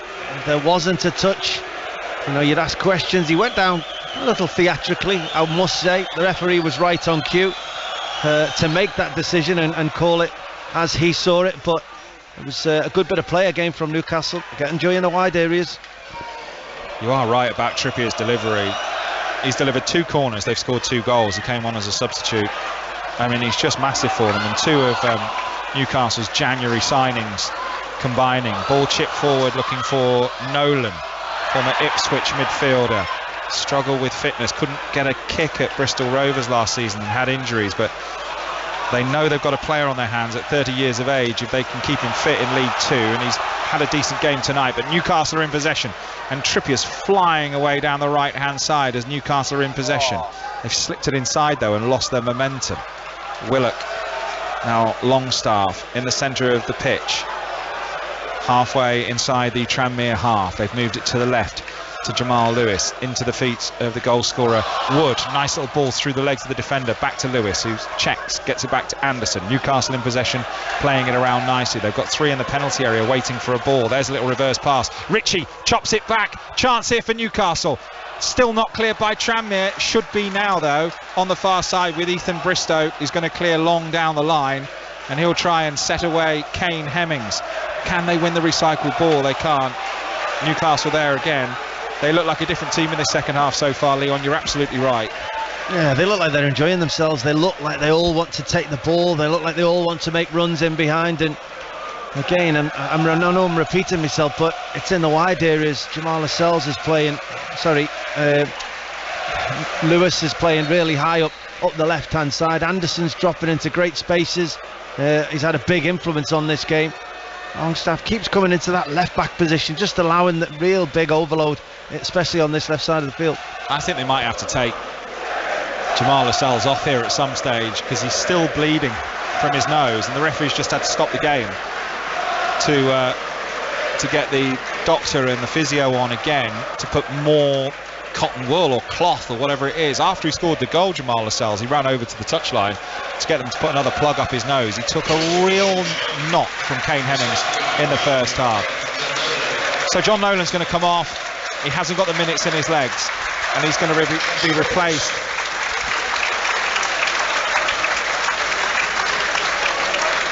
So Nolan coming off, and we've got Hawkes coming on. So Josh Hawkes 23 years of age.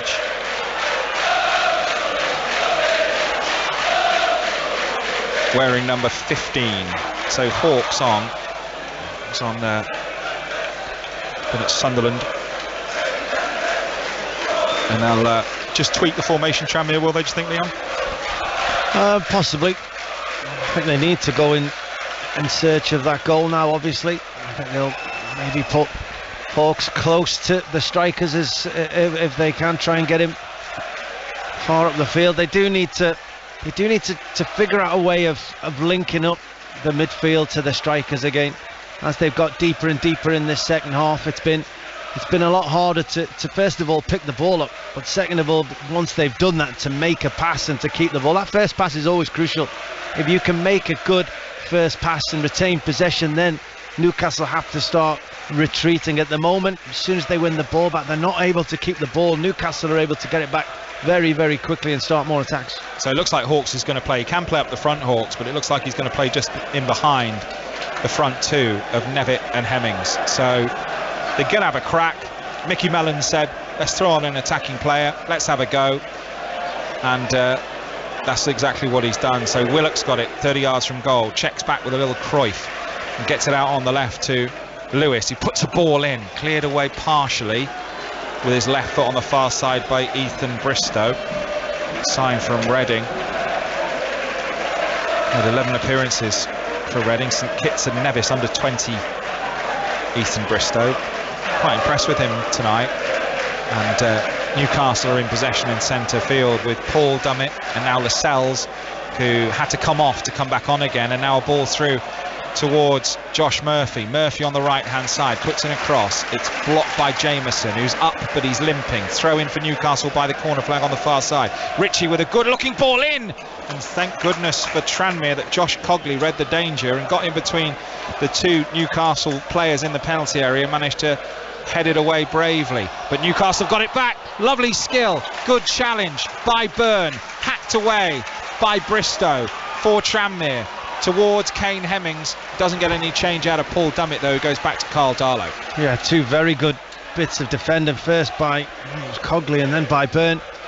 Newcastle again just stretching this Tranmere team. It's a brilliant couple of passes in, and that's a lovely ball. Newcastle on for three. Great covering challenge, super covering challenge from Jordan Turnbull, who read the danger again and just snaked out a right boot just before Joe Willock could pull the trigger on his shot into corner for Newcastle on the far side. Yeah, he's making some really good attacking runs, is Willock. He's running beyond Wood and he's running beyond Ritchie on that side of the field. And Tranmere are just dropping in when Ritchie comes with him, and Willock seeing that space really early, making some brilliant runs into that space, just unable to find the finishing touches at the minute. Corner on the far side, which Trippier will take for Newcastle. Again, it's good looking delivery, and Anderson volleys wide with his instep. It was quite a way wide of Hult's left hand post, but it's behind for a goal kick to Tranmere Rovers. It's 2-1 to Newcastle. 5 Sports Extra from the BBC on BBC Sounds. We've had 61 minutes. I've been impressed with Anderson tonight. I've never seen him play before. I think he's of good stature. He's got good physicality. He seems to get around the pitch pretty well, but on top of all that, he plays on the half turn. He's got really good awareness around him. He's got a good touch, and I'd be interested to see how he develops over the next 2 or 3 months. What I like about him is passion and hunger, which you obviously can't coach, but he's very, very animated out there. He's passionate, hungry, crunching into challenges. He wants the ball. He's screaming at the ref at the moment. He's screaming at his teammates, and he's 19 years of age. It's great when you see that. He's got a bit about him, and I agree with you, Leon. He's looked a player. On top of all that, I like to see attacking players, but not just attacking, those that have got good awareness and they're clever footballers. You can see that because they know what's around them at all times, and they've got a decent touch to match it. Now, obviously it's tough to judge players after one game, but from what I've seen of his game tonight, I think he's got real potential. It's a goal kick to Tranmere, by the way, to Newcastle, by the way, after a Tranmere attack came to nothing. So, elsewhere tonight, PSV Eindhoven and Rangers still tied goalless in the Champions League qualification. 2-2 on aggregate. PSV 0, Rangers 0. That's over on 5 Live. You want to listen to it. It's Carl Darlow getting a bit of stick here for not taking this goal kick quickly enough. Brighton, he slipped as he's taken it. Hasn't really affected the distance. Flick on by Newcastle. Head tennis at the moment near halfway. And Tranmere try and flick the ball forward. Newcastle have come up with it with Trippier. Anderson with lovely chest down and then a little cushion pass out to the right and gets it back. Still in possession Newcastle, but deep in their own half.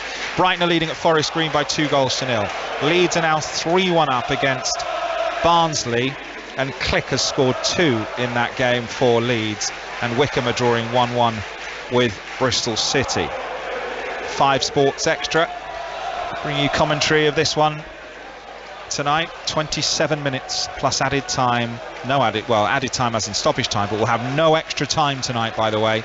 It just goes straight to penalties. So no extra time, it just goes straight to penalties should Tranmere find an equaliser. They went 1-0 up through Nevitt, who's still on the pitch. They worked so hard for the first hour. Newcastle have been dominant for the last half an hour at least of the game since they equalised through Lascelles. Can they have that one little opportunity to give themselves hope? An expectant Prenton Park, a hopeful Prenton Park crowd here. Really good crowd in on the Wirral. Good travelling support from Newcastle, as you'd expect. Can they find an equaliser? Or will Newcastle's possession and superior quality here tell? Chip ball into the penalty area by Newcastle. Partial headed clearance from Tranmere. They've given away a throw just near the corner flag on the left hand side. Taken quickly by Newcastle. Sean Longstaff brings the ball forward. Now to the substitute at left back, Jamal Lewis. Gives it short to Anderson.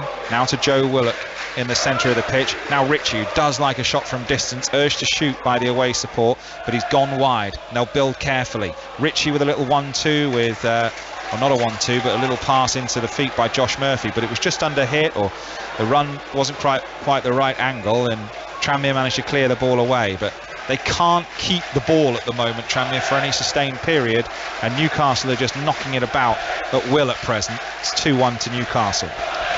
Yeah, they are. Newcastle seem to be in control of the game at the moment, but 1 goal isn't a comfortable lead. Josh Murphy with a low ball into the penalty area, but Schultz should deal with that comfortably. The pole.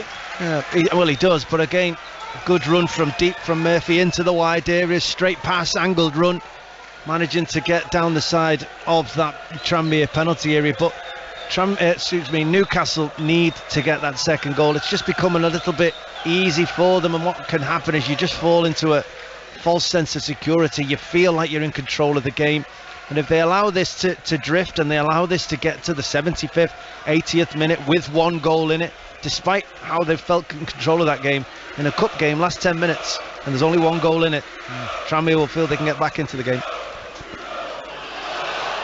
Shouts for handball by the Tranmere supporters against a Newcastle player on halfway, not given. Throw in for Newcastle on halfway on the right hand side. 5 Sports Extra from the BBC. Here is Lewis, knocks it back inside to Dummett. Now Lascelles, that cotton wool up his nose after a bang in the first half, scored the equaliser. Long ball forward, chance here for Newcastle. Wood slides in, good save Hjult, and held on to it. All importantly, it was just a straight direct ball over the top. Wood got in, first time effort, falling, half volley, and a fine save. It was a very good save, and a straight ball again. Wood just making a run in between Turnbull and Jameson, and I think in trying to get back, Jameson, he's certainly gone down at the moment. He's holding the back of his right leg, hamstring area, whether he's just tweaked it in trying to get back, and he just felt Wood maybe. He took a first touch and then he tried to score with his second. Just as he was about to, Jameson gave him a right push in his back, just enough to put the Newcastle striker off, not enough to stop him getting a shot away and giving away a penalty kick, and it gave the goalkeeper a chance to make the save, which he did. Do you keep looking for a replay monitor, or yes. Is it just me? How many times I must have looked for a replay monitor 30 times in the game so far. I've scoured the stand that we're in just in case there's one somewhere else. So unfortunately, first look only tonight. Yeah, do tweet John Akers 48 or whatever Leon's Twitter is and tell us if you see anything on a replay that we've not spotted, by the way. Or my dad's listening. Dad, you could text me if you're watching the game and you're watching the replays. I mean, I could probably text you a few of the things you've missed. Cheeky. I was saving this cream egg for you, and now you've had it. You've had it. I wasn't going to tell people about your terrible golf today either. Oh. I think I showed enough. Well, Jameson is going to have to go off here. He's limping. He's gone off the pitch behind the goal where the Newcastle fans are. And we'll have a look to see who's going to come on to take his place.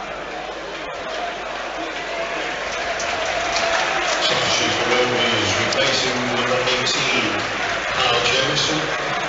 Number 22, sponsored by Kaiser's for Yeah, so Paul Lewis is on.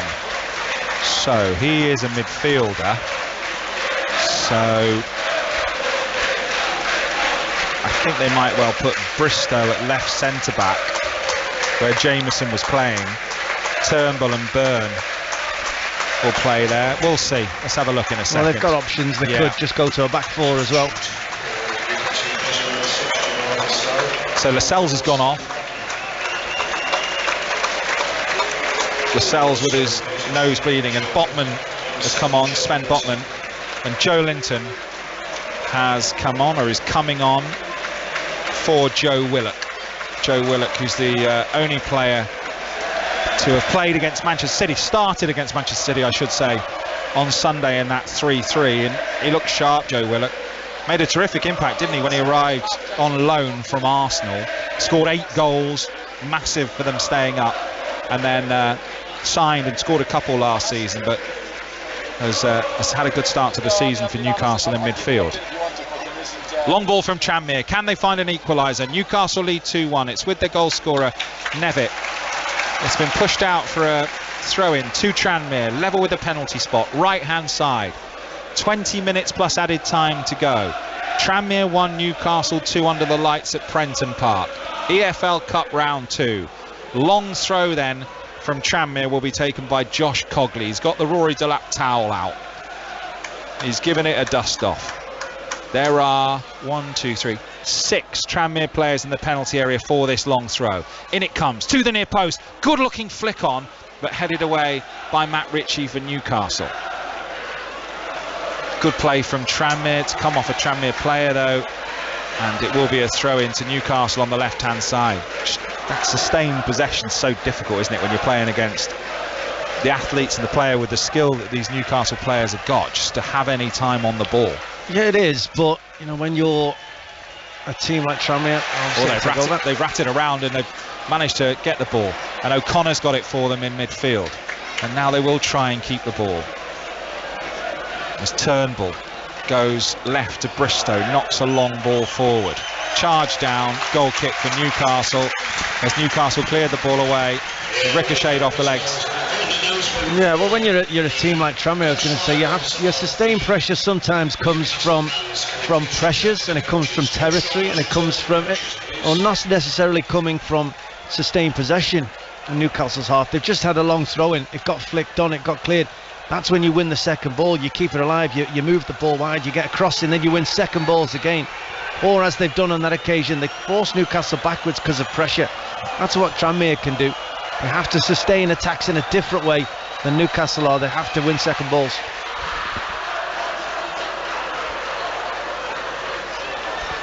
Tranmere win a header deep in their own half, but Newcastle come up with possession just inside the Tranmere half.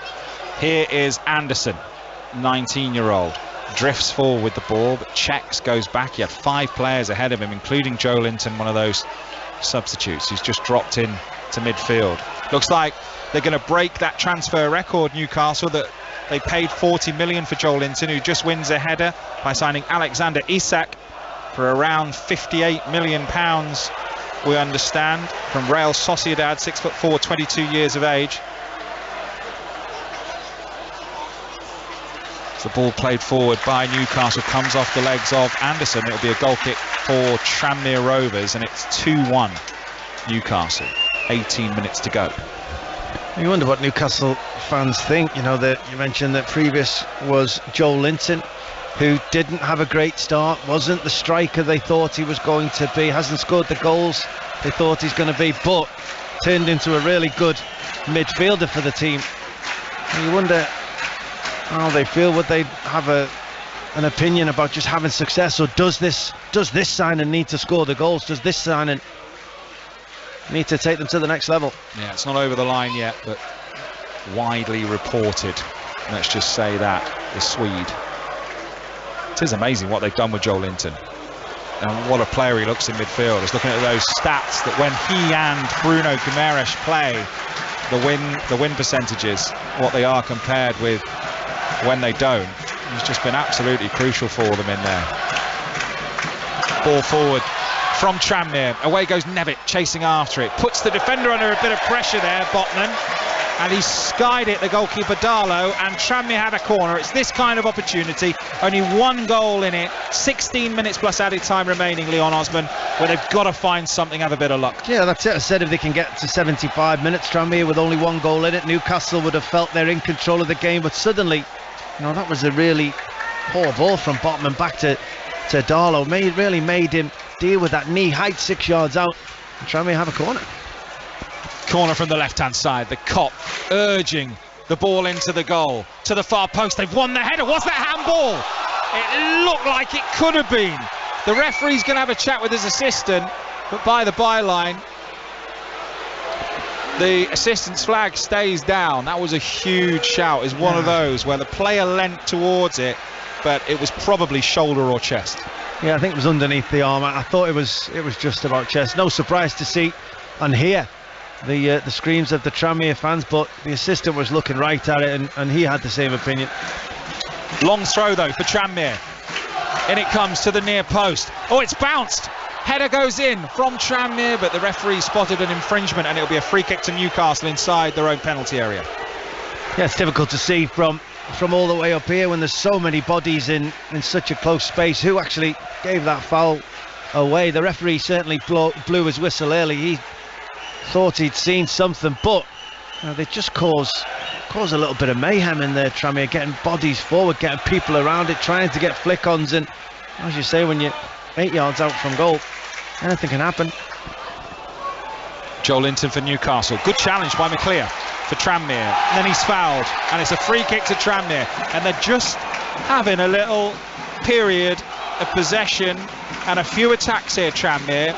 It looked all over this about 10 minutes ago, but as Leon said, get to 75 and just see what happens. Newcastle have had some decent opportunities and lots of possession, haven't managed to score that crucial third goal. It's Newcastle who lead at Prenton Park by 2-1. 12 minutes plus added time remaining on 5 Sports Extra. Chance to deliver. Little dink ball from McClear towards the edge of the penalty area. Newcastle head away. O'Connor nods it back. It's back to the halfway line, and that's a good charge down from Anderson. It should be Hult to deal with it. Left-footed. Puts a ball long. It's a poor ball from Botman. Can they get in here? It's Nevitt. Nevitt into the penalty area. He's having to run away from goal. Good defending, but he had a little glimmer there. It's a good-looking cross to the far post. Joel Linton's there. Nods it behind. Prenton Park Risers 1. Corner. Yeah, it was a really poor free kick originally from McClear, but they kept the ball alive. They won the second ball. They moved it wide. They've forced Newcastle backwards yet again. Never nearly able to get towards goal to get a shot away. Was forced wide, but they do win a corner. McClear's going to take it in front of the Kop for Tranmere, trailing 2-1 to the far post. Here comes the header, looping. Joel Linton heads away again. It'll be another corner for Tranmere. They're causing problems from set pieces. Yeah, they're starting to win first contact. They're starting to get people into the right areas. Good delivery. I think they need to just spread out a touch. Tranmere expect that one of their players will win the first ball, go for second balls. There's too many around the first ball there. 7 or 8 in the penalty area. Low flat corner. Darlow reads it well, claims it, and then tumbles out of the fall. And Newcastle will breathe just for a moment. Yeah, well, what you have to do is you have to block the goalkeeper in. You can't allow him to come and take simple catches like that. Yes, he was brave, the goalkeeper, coming through the pack, but it just relieves all the pressure if you don't manage to block the goalkeeper. Newcastle back in possession. On BBC Sounds, bringing you live commentary from the EFL Cup. Leon Osman of Everton in England with me.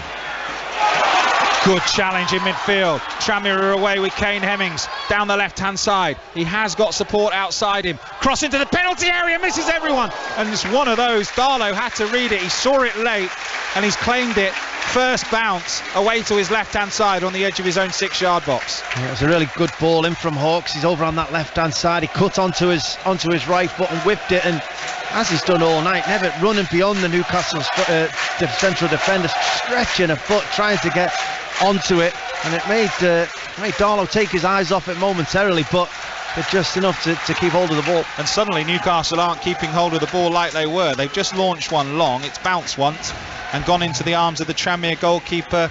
Yeah, it's incredible, isn't it, that Newcastle in such control, moving the ball, Tranmere not able to get close enough to win possession, and that's changed in the last 5 minutes. It's Tranmere that are winning the ball back so quickly off this Newcastle team.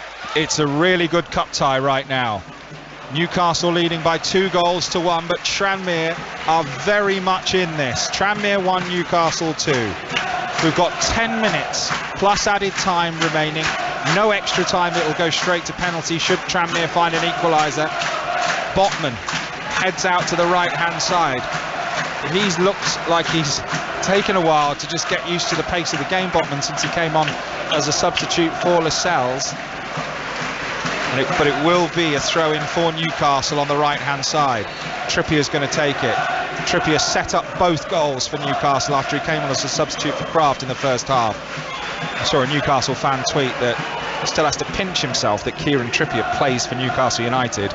Alan Shearer replied, he is very, very good. He certainly has been excellent, but he's got defending to do at the moment, because here come Tranmere again. Ball forward into the penalty area. He's got 3 men around him here. It's a good piece of defending, to be fair, from Newcastle. There's a good little toe in. They're finding some energy from somewhere, these Tranmere players, but I'm not sure where. Newcastle in possession. That's a great block. It's a super block, and can never get there ahead of Botman here. Botman slides across. They're everywhere at the moment, Tranmere. Yeah, they are fully committed. Kieran Trippier stayed on the floor after that tackle came in, but they're just dawdling on the ball a second longer than they were, just allowing those challenges to come in at them. The Newcastle team at the moment, the first 15 minutes of this half, they were crisp, they were mobile, they moved it ever so quickly. Tranmere couldn't get near them, and now, they're just taking that second too long, and it just shows what a difference it makes to this Tranmere team. The long throw's been dangerous as well for Tranmere. It's caused a few problems. It's in front of the impressive cop, or the real cop, as the Tranmere fans call it. Long throw on the far side. In it comes, flat to the near post, headed away by Newcastle. Let's think about a shot from distance with O'Connor. 7 players in the penalty area for Tranmere. Good looking ball, only partially headed clear by Newcastle. They will have another throw on the right, and across comes Josh Cogley, and he'll fling it in again. They've won several of these near post flicks so far, Tranmere. One's even bounced on the edge of the 6-yard box. Can they connect something with one of these to equalise with 8 minutes plus added time remaining? They've gone short. Cogley, will he be able to get a cross in right-footed? He can. It's a good-looking delivery. Header on target. Saved by Darlow. Comfortable for him. Good play.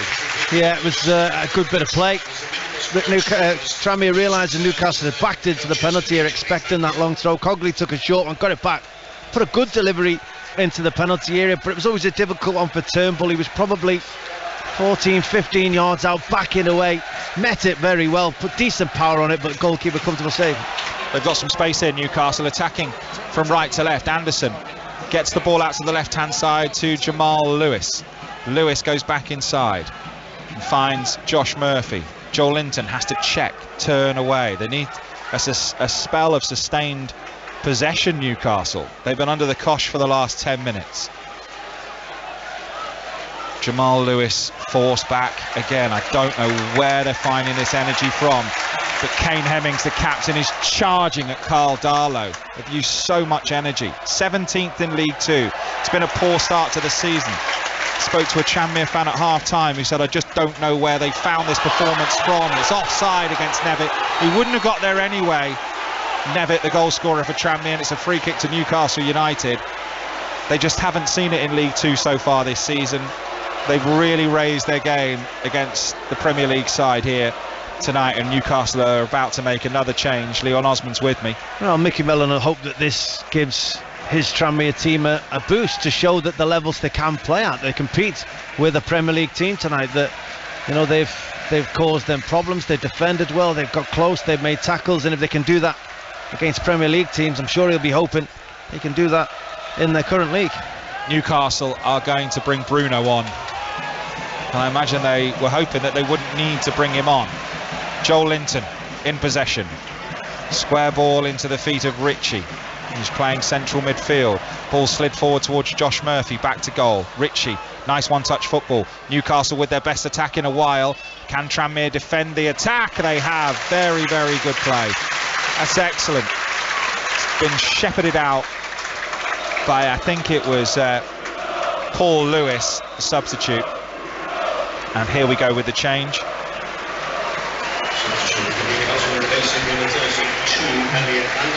Yeah, it's Anderson that's coming off. He's had a good evening. Played well, Anderson, yeah, he's just faded in the last 5 or 10 minutes as his team have struggled to retain possession, and that's why Guimaraes is joining the action, because he'd get on the ball, and that's what Newcastle have failed to do. They've allowed Tranmere to take possession of the ball. They've allowed Tranmere to get closer to them. They've been sloppy in possession, and I'm sure Eddie Howe's hoping that substitution changes that.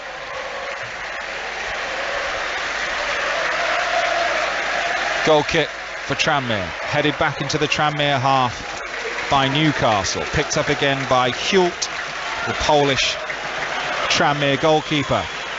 Roundhouse kick, long, good flick on from Kane Hemmings, and Nevitt tried to get in between Darlow and the Newcastle defence, but it went safely through into the arms of Darlow. They've got 5 minutes plus added time to try and find an equaliser, Tranmere, but they are very much in it. Tranmere 1, Newcastle 2. EFL Cup round 2. Newcastle looking for silverware, their first since the Fairs Cup in 1969, and Tranmere looking for another Premier League opponent, penalties, and then a Premier League opponent in round 3. It'll be the first time they've got this since 2013, when they lost to Stoke 2-0 here. The draw, by the way, will be on the pitch with Mark Chapman and the rest of the team here after the game. So it'll be on the pitch here, live on TV after the game, the draw for the next round of the EFL Cup. It's behind for a Newcastle throw. It's a bit bizarre, corner rather, a bit bizarre. That is right over the crossbar, sort of ricochet, and ended up in the stand. The Newcastle fans are looking a little nervous, to be fair. Well, I don't know if Newcastle fans ever look nervous. They always look like they're enjoying themselves every time I see them. But you're right, their team have been on the back foot in the past 20 minutes of this game. They've just won a corner. They've scored from they've scored from 2 corners in this game. Kieran Trippier's delivery. Trippier again. In it comes. Good header. Good save by Hult. That is a brilliant save from Botman. Powerful header. He thought he'd scored. It's a corner. It was a very powerful header again. Brilliant delivery into a dangerous area, giving his teammates something to try and compete for. And quite often in that Tranmere penalty area, Newcastle head has been first to it. They've made first contact. They've scored a couple, and it was a very good save there by the goalkeeper to tip that one over the crossbar. Any replay of that one, mate? Yes. In my mind.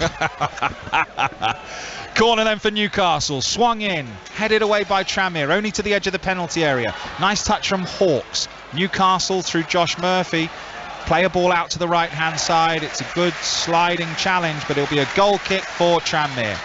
They've got 2.5 minutes plus added time to find an equaliser. It's Forest Green 0, Brighton 2 elsewhere. Leeds leading Barnsley by 3 goals to 1. Wycombe now trailing at home to Bristol City. Wycombe 1, Bristol City 2.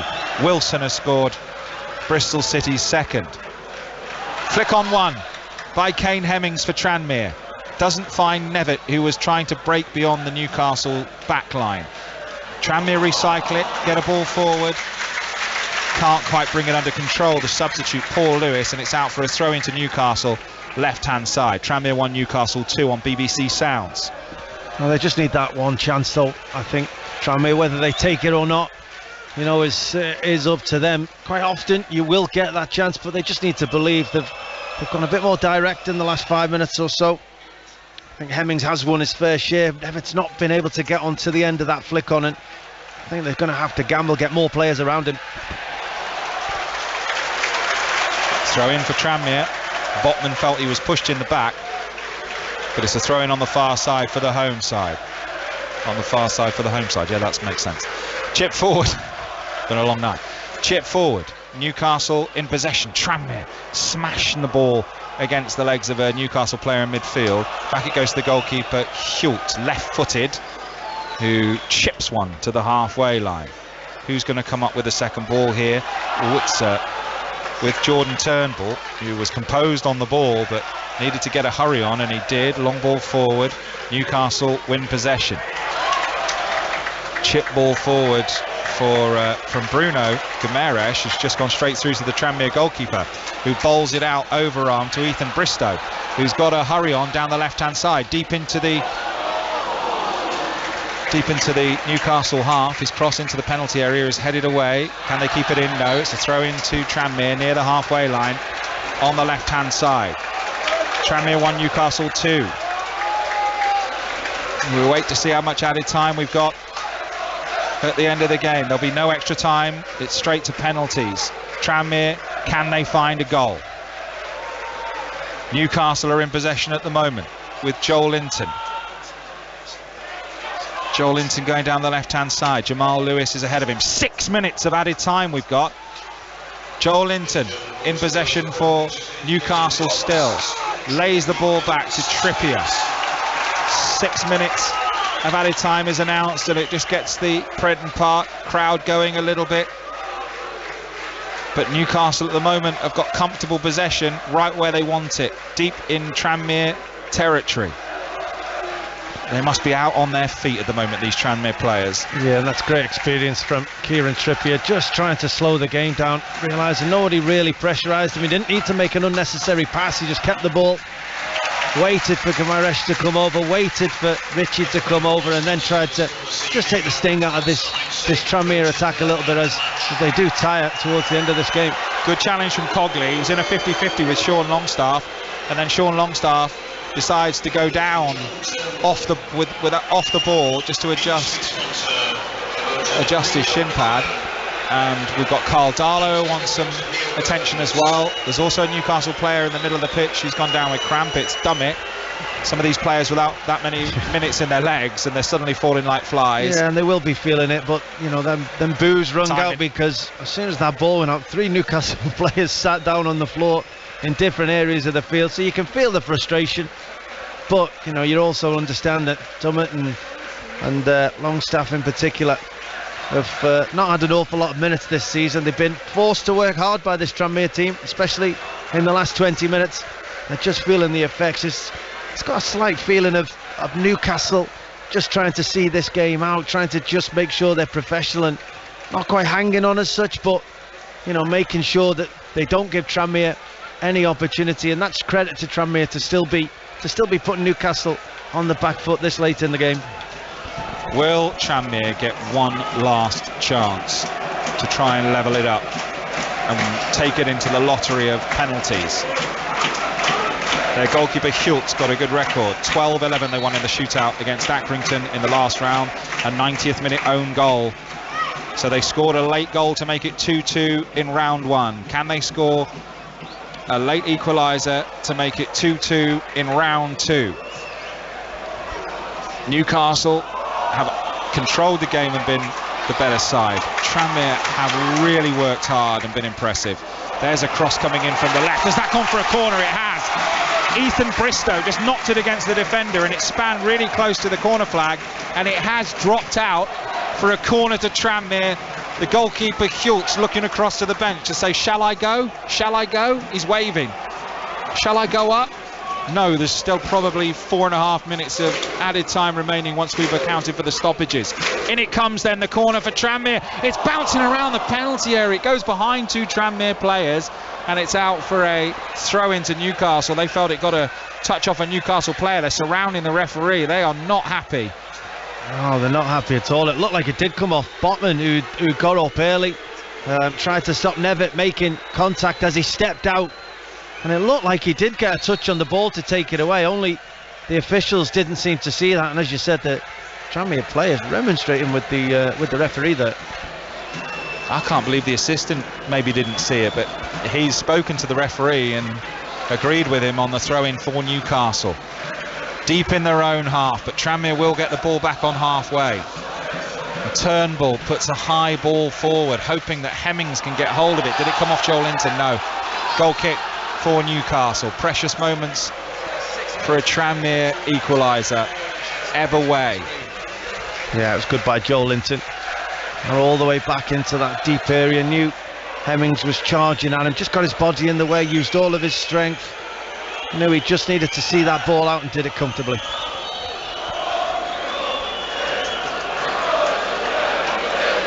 Goal kick for Newcastle United. 5 Sports Extra from the BBC. EFL round 2. Tranmere 1, Newcastle 2. High ball from Darlow. Good header from Byrne for Tranmere. Joel Linton wins a header. Can Tranmere get a foot on the ball? They've won a throw-in 10 yards inside their own half on the right-hand side. 94 minutes and 30 seconds. So 90 seconds to go, but the referee will add some on for the Newcastle players who went down with cramp. Long ball forward from Newcastle. Chris Wood, scorer of what could be the winner for Newcastle, battling for the ball with Byrne. Cleared high by Hult. Joel Linton's won so many headers since he came off the bench, but he's headed it straight out of play. Eddie Howe is bouncing around his technical area in his black hoodie. Throwing down the line, Joel Linton wins another header. Another throw in for Tranmere. They've been effective from the long throws. They wouldn't mind a long throw somewhere near the Newcastle penalty area. A minute of the 6 added to go. Throwing down the line. Newcastle head away. Joel Linton wins another header. Longstaff picks it up in the centre of the pitch, and now Trippier will get the ball away towards the halfway line. He's got a couple of runners up ahead of him. One of them is Bruno Guimaraes. Here's Bruno moving forward, might try a shot, tries to find Chris Wood, intercepted. Not many Tranmere bodies forward at the moment. Maybe they'll flood forward now. They're in possession with McClear, tired, stumbles, just miscontrols, gives the ball away. Back to Newcastle. Guimaraes now on the right. Trippier, he's the one who's saying, right, let's slow it down, let's just pass the ball around, make me some space. And Matt Ritchie does that down the line. Trippier gets it back, and this is where they'll try and use their experience. And this is Trippier all over. Trippier's come on and essentially won this game for Newcastle if it stays like this. Yeah, he's just showed his qualities, hasn't he, at times. He just knows how to show his experience, and when it's crucial to put quality delivery in, when it's crucial to raise the tempo of his team. You know, he's been the one voice that you can see that Newcastle fans or players are all listening to. Joel Linton running forward, edge of the penalty area for Newcastle. Could finish it here. He's still going. Bruno picks up the ball after Tranmere footing. Newcastle in possession. We're past the 96 minutes with 30 seconds or more over. Newcastle still in possession, deep inside the Tranmere half, and there goes the full-time whistle. Newcastle are through to round 3 of the EFL Cup. Chris Wood's header, the difference between the sides in the end. They took the lead, Tranmere, through Nevitt, an equaliser from Lascelles. But boy, did Tranmere work hard and give it their all and make a good account of themselves for Mickey Mellon and for their brilliant support here at Prenton Park. All the Tranmere fans are standing to applaud. The Newcastle fans look jubilant as they play the theme to Local Hero in the background. A deserved win for Newcastle, but some showing from Tranmere. Leon Osman. Yeah, it was a competitive game, and I actually think both managers will be happy with what their team showed them. I think that, Tranmere to go a goal up, to stay in the game, to get to the latter stages and still being able to see an opportunity to take this to penalty kicks was testament to the League Two side against the Premier League side. But also Eddie Howe, his team went one goal behind. They showed good character. They made sure they didn't lose their heads. They regained their composure. In the start of that second half in particular, they were in such control. They were playing ever so well for the first 20-25 minutes. He'll be a little bit critical that when they're in those moments, they don't put a game to bed. They don't take those opportunities and really turn the screw. They allowed the game just to drift by, but they then still did enough to get over the line. So, decent game, good game, competitive. Both teams scoring. Either team could have won the tie, but Newcastle the team to go through. Thank you, Leon. Here is a mini Cadbury's cream egg from March for your journey home to north of Liverpool. Leon Osman, thank you very much indeed. Brilliant night of EFL football. The referee on the way off as Newcastle players stay behind to applaud the away fans who are standing and singing, as are the Tranmere supporters on the right-hand side. The draw is on the way with Mark Chapman. We'll see who Newcastle get in the next round, looking for silverware, their first piece of silverware since 1969. They've beaten Tranmere here, finished Tranmere 1, Newcastle 2.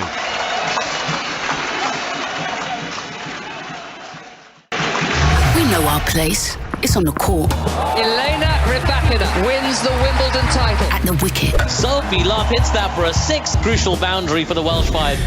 On the track. Ellis McColgan is the Commonwealth champion. It's on the weightlifting platform. Emily Campbell, a new games record. In the pool. The gold goes to Bethany Firth of Northern Ireland. And on the pitch. England, European champions. Our place is everywhere. History makers, record breakers, game changers. This is our BBC.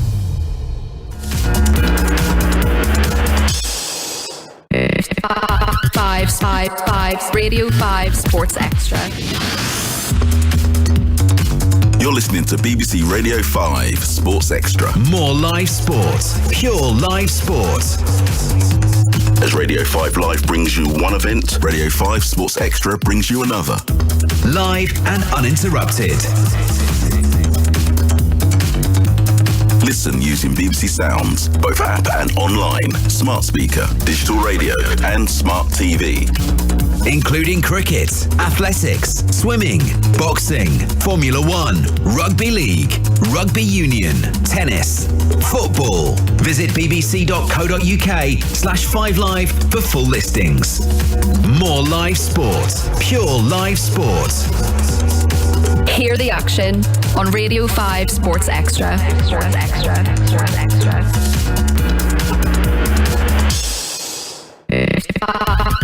Five. Radio 5 Sports Extra.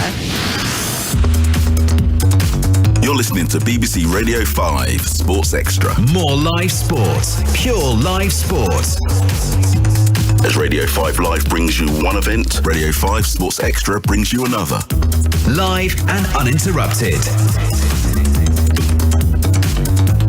Listen using BBC Sounds, both app and online, smart speaker, digital radio and smart TV. Including cricket, athletics, swimming, boxing, Formula 1, rugby league, rugby union, tennis, football. Visit bbc.co.uk/5live for full listings. More live sport, pure live sport. Hear the action on Radio 5 Sports Extra. Sports Extra. Sports Extra.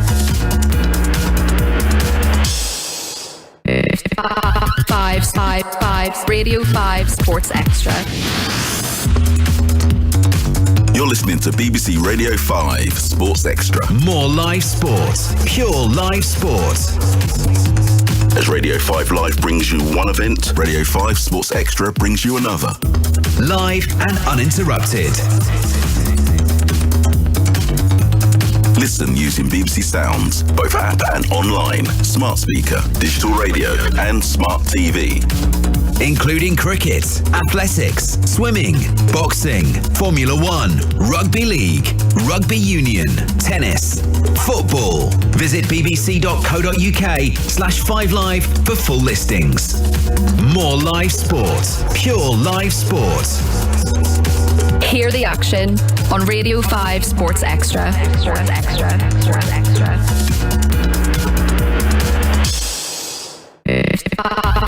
5 Radio 5 Sports Extra.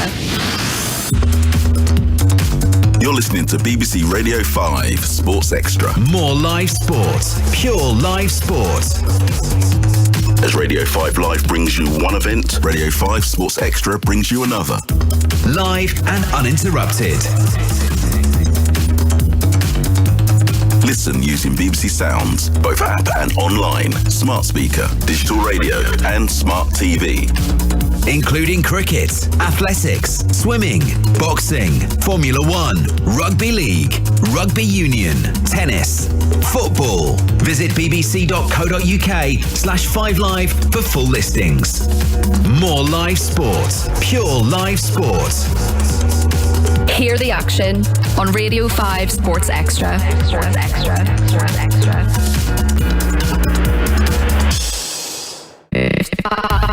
5 Radio 5 Sports Extra.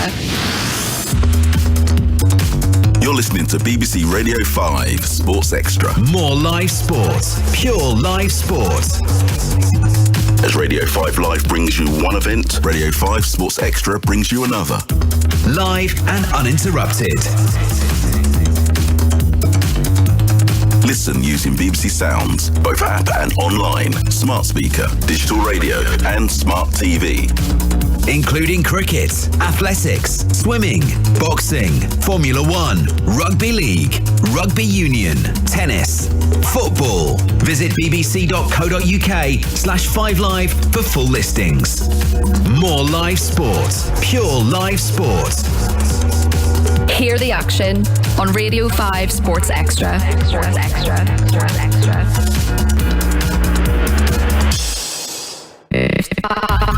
5 Radio 5 Sports Extra.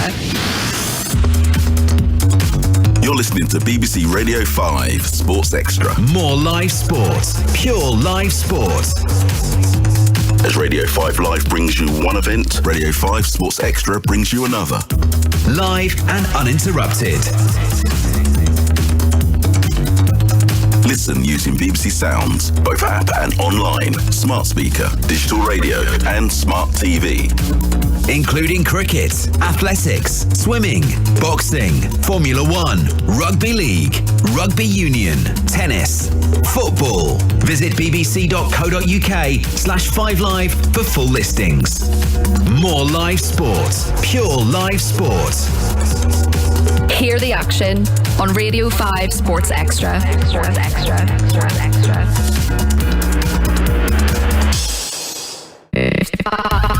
5 Radio 5 Sports Extra. You're listening to BBC Radio 5 Sports Extra. More live sport, pure live sport. As Radio 5 Live brings you one event, Radio 5 Sports Extra brings you another. Live and uninterrupted. Listen using BBC Sounds, both app and online, smart speaker, digital radio and smart TV. Including cricket, athletics, swimming, boxing, Formula 1, rugby league, rugby union, tennis, football. Visit bbc.co.uk/5live for full listings. More live sport, pure live sport. Hear the action on Radio 5 Sports Extra. Sports Extra. Sports Extra.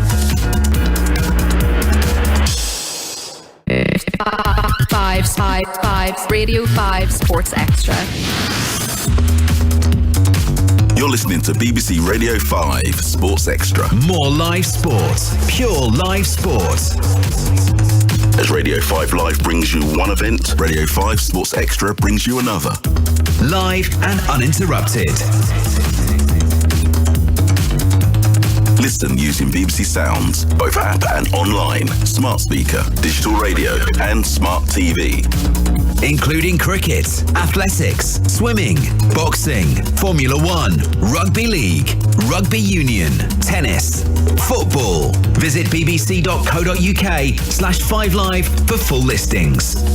More live sport, pure live sport. Hear the action on Radio 5 Sports Extra.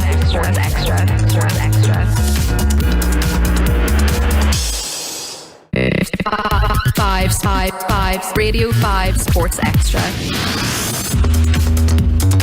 You're listening to BBC Radio 5 Sports Extra. More live sport, pure live sport.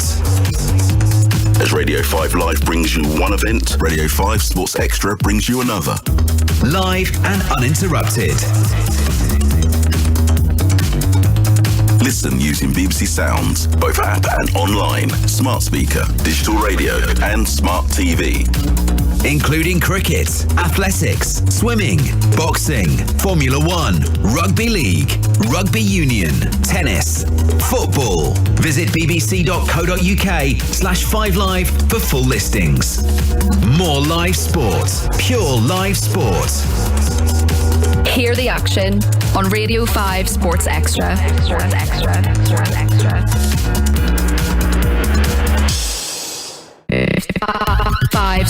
Five, Radio 5 Sports Extra.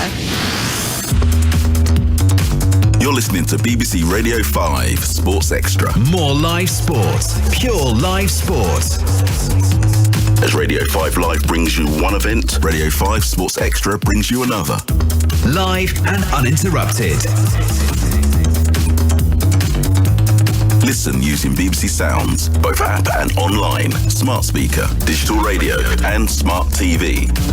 Including cricket, athletics, swimming, boxing, Formula 1, rugby league, rugby union, tennis, football. Visit bbc.co.uk/5live for full listings.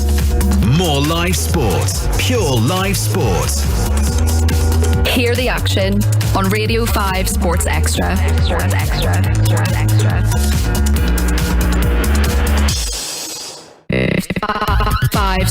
Five, Radio 5 Sports Extra.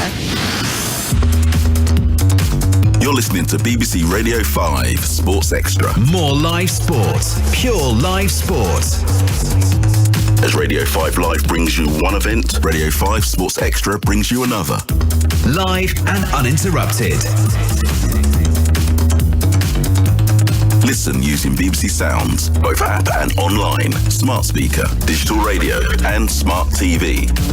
Including cricket, athletics, swimming, boxing, Formula 1, rugby league, rugby union, tennis, football. Visit bbc.co.uk/5live for full listings. More live sport, pure live sport. Hear the action on Radio 5 Sports Extra.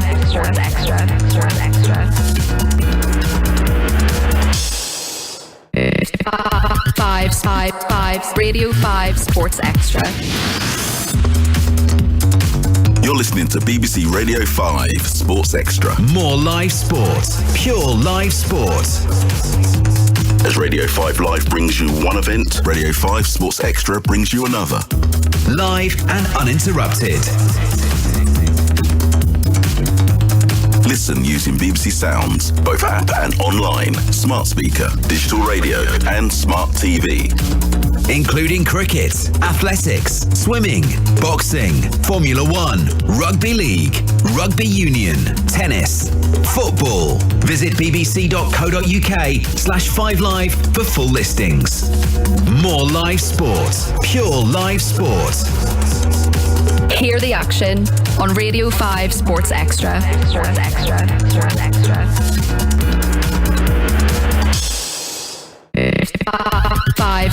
Five, Radio 5 Sports Extra. You're listening to BBC Radio 5 Sports Extra. More live sport, pure live sport. As Radio 5 Live brings you one event, Radio 5 Sports Extra brings you another. Live and uninterrupted. Listen using BBC Sounds, both app and online, smart speaker, digital radio and smart TV. Including cricket, athletics, swimming, boxing, Formula 1, rugby league, rugby union, tennis, football. Visit bbc.co.uk/5live for full listings. More live sport, pure live sport. Hear the action on Radio 5 Sports Extra.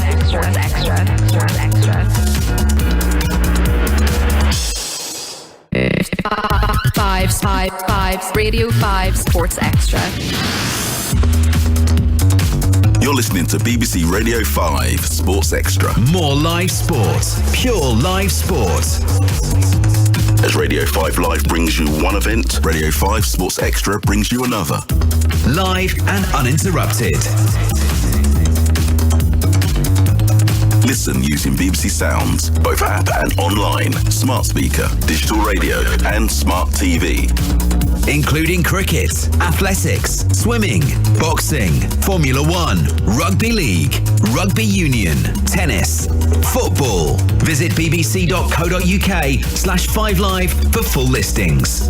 More live sport, pure live sport.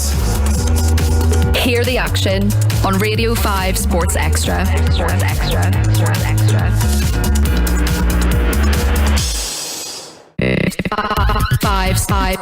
Radio 5 Sports Extra. You're listening to BBC Radio 5 Sports Extra. More live sport, pure live sport. As Radio 5 Live brings you one event, Radio 5 Sports Extra brings you another. Live and uninterrupted. Listen using BBC Sounds, both app and online, smart speaker, digital radio and smart TV. Including cricket, athletics, swimming, boxing, Formula 1, rugby league, rugby union, tennis, football. Visit bbc.co.uk/5live for full listings. More live sport, pure live sport.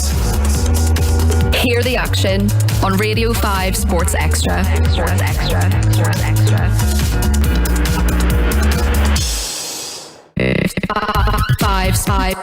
Radio 5 Sports Extra. You're listening to BBC Radio 5 Sports Extra. More live sport, pure live sport. As Radio 5 Live brings you one event, Radio 5 Sports Extra brings you another. Live and uninterrupted. Listen using BBC Sounds, both app and online, smart speaker, digital radio and smart TV. Including cricket, athletics, swimming, boxing, Formula 1, rugby league, rugby union, tennis, football. Visit bbc.co.uk/5live for full listings. More live sport, pure live sport. Hear the action on Radio 5 Sports Extra.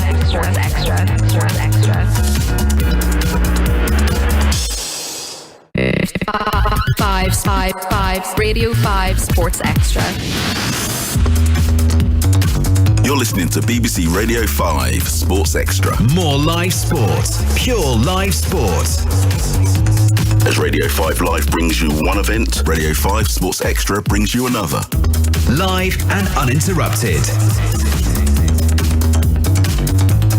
Listen using BBC Sounds, both app and online, smart speaker, digital radio and smart TV.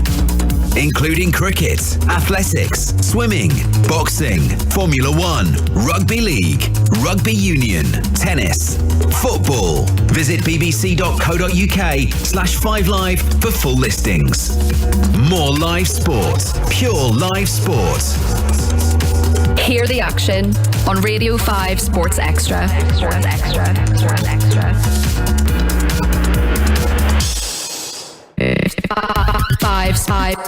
Radio 5 Sports Extra. You're listening to BBC Radio 5 Sports Extra. More live sport, pure live sport.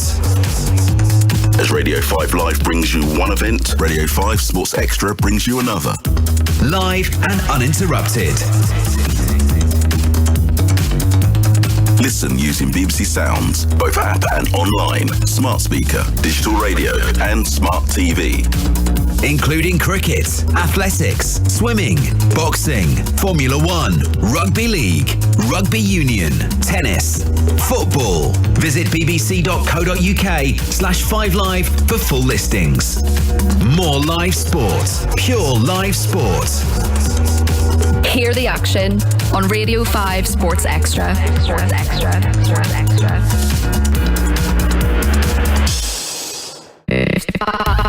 5 Radio 5 Sports Extra.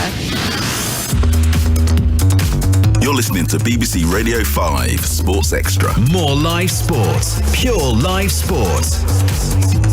As Radio 5 Live brings you one event, Radio 5 Sports Extra brings you another. Live and uninterrupted. Listen using BBC Sounds, both app and online, smart speaker, digital radio and smart TV. Including cricket, athletics, swimming, boxing, Formula 1, rugby league, rugby union, tennis, football. Visit bbc.co.uk/5live for full listings. More live sport, pure live sport. Hear the action on Radio 5 Sports Extra. Sports Extra. Sports Extra.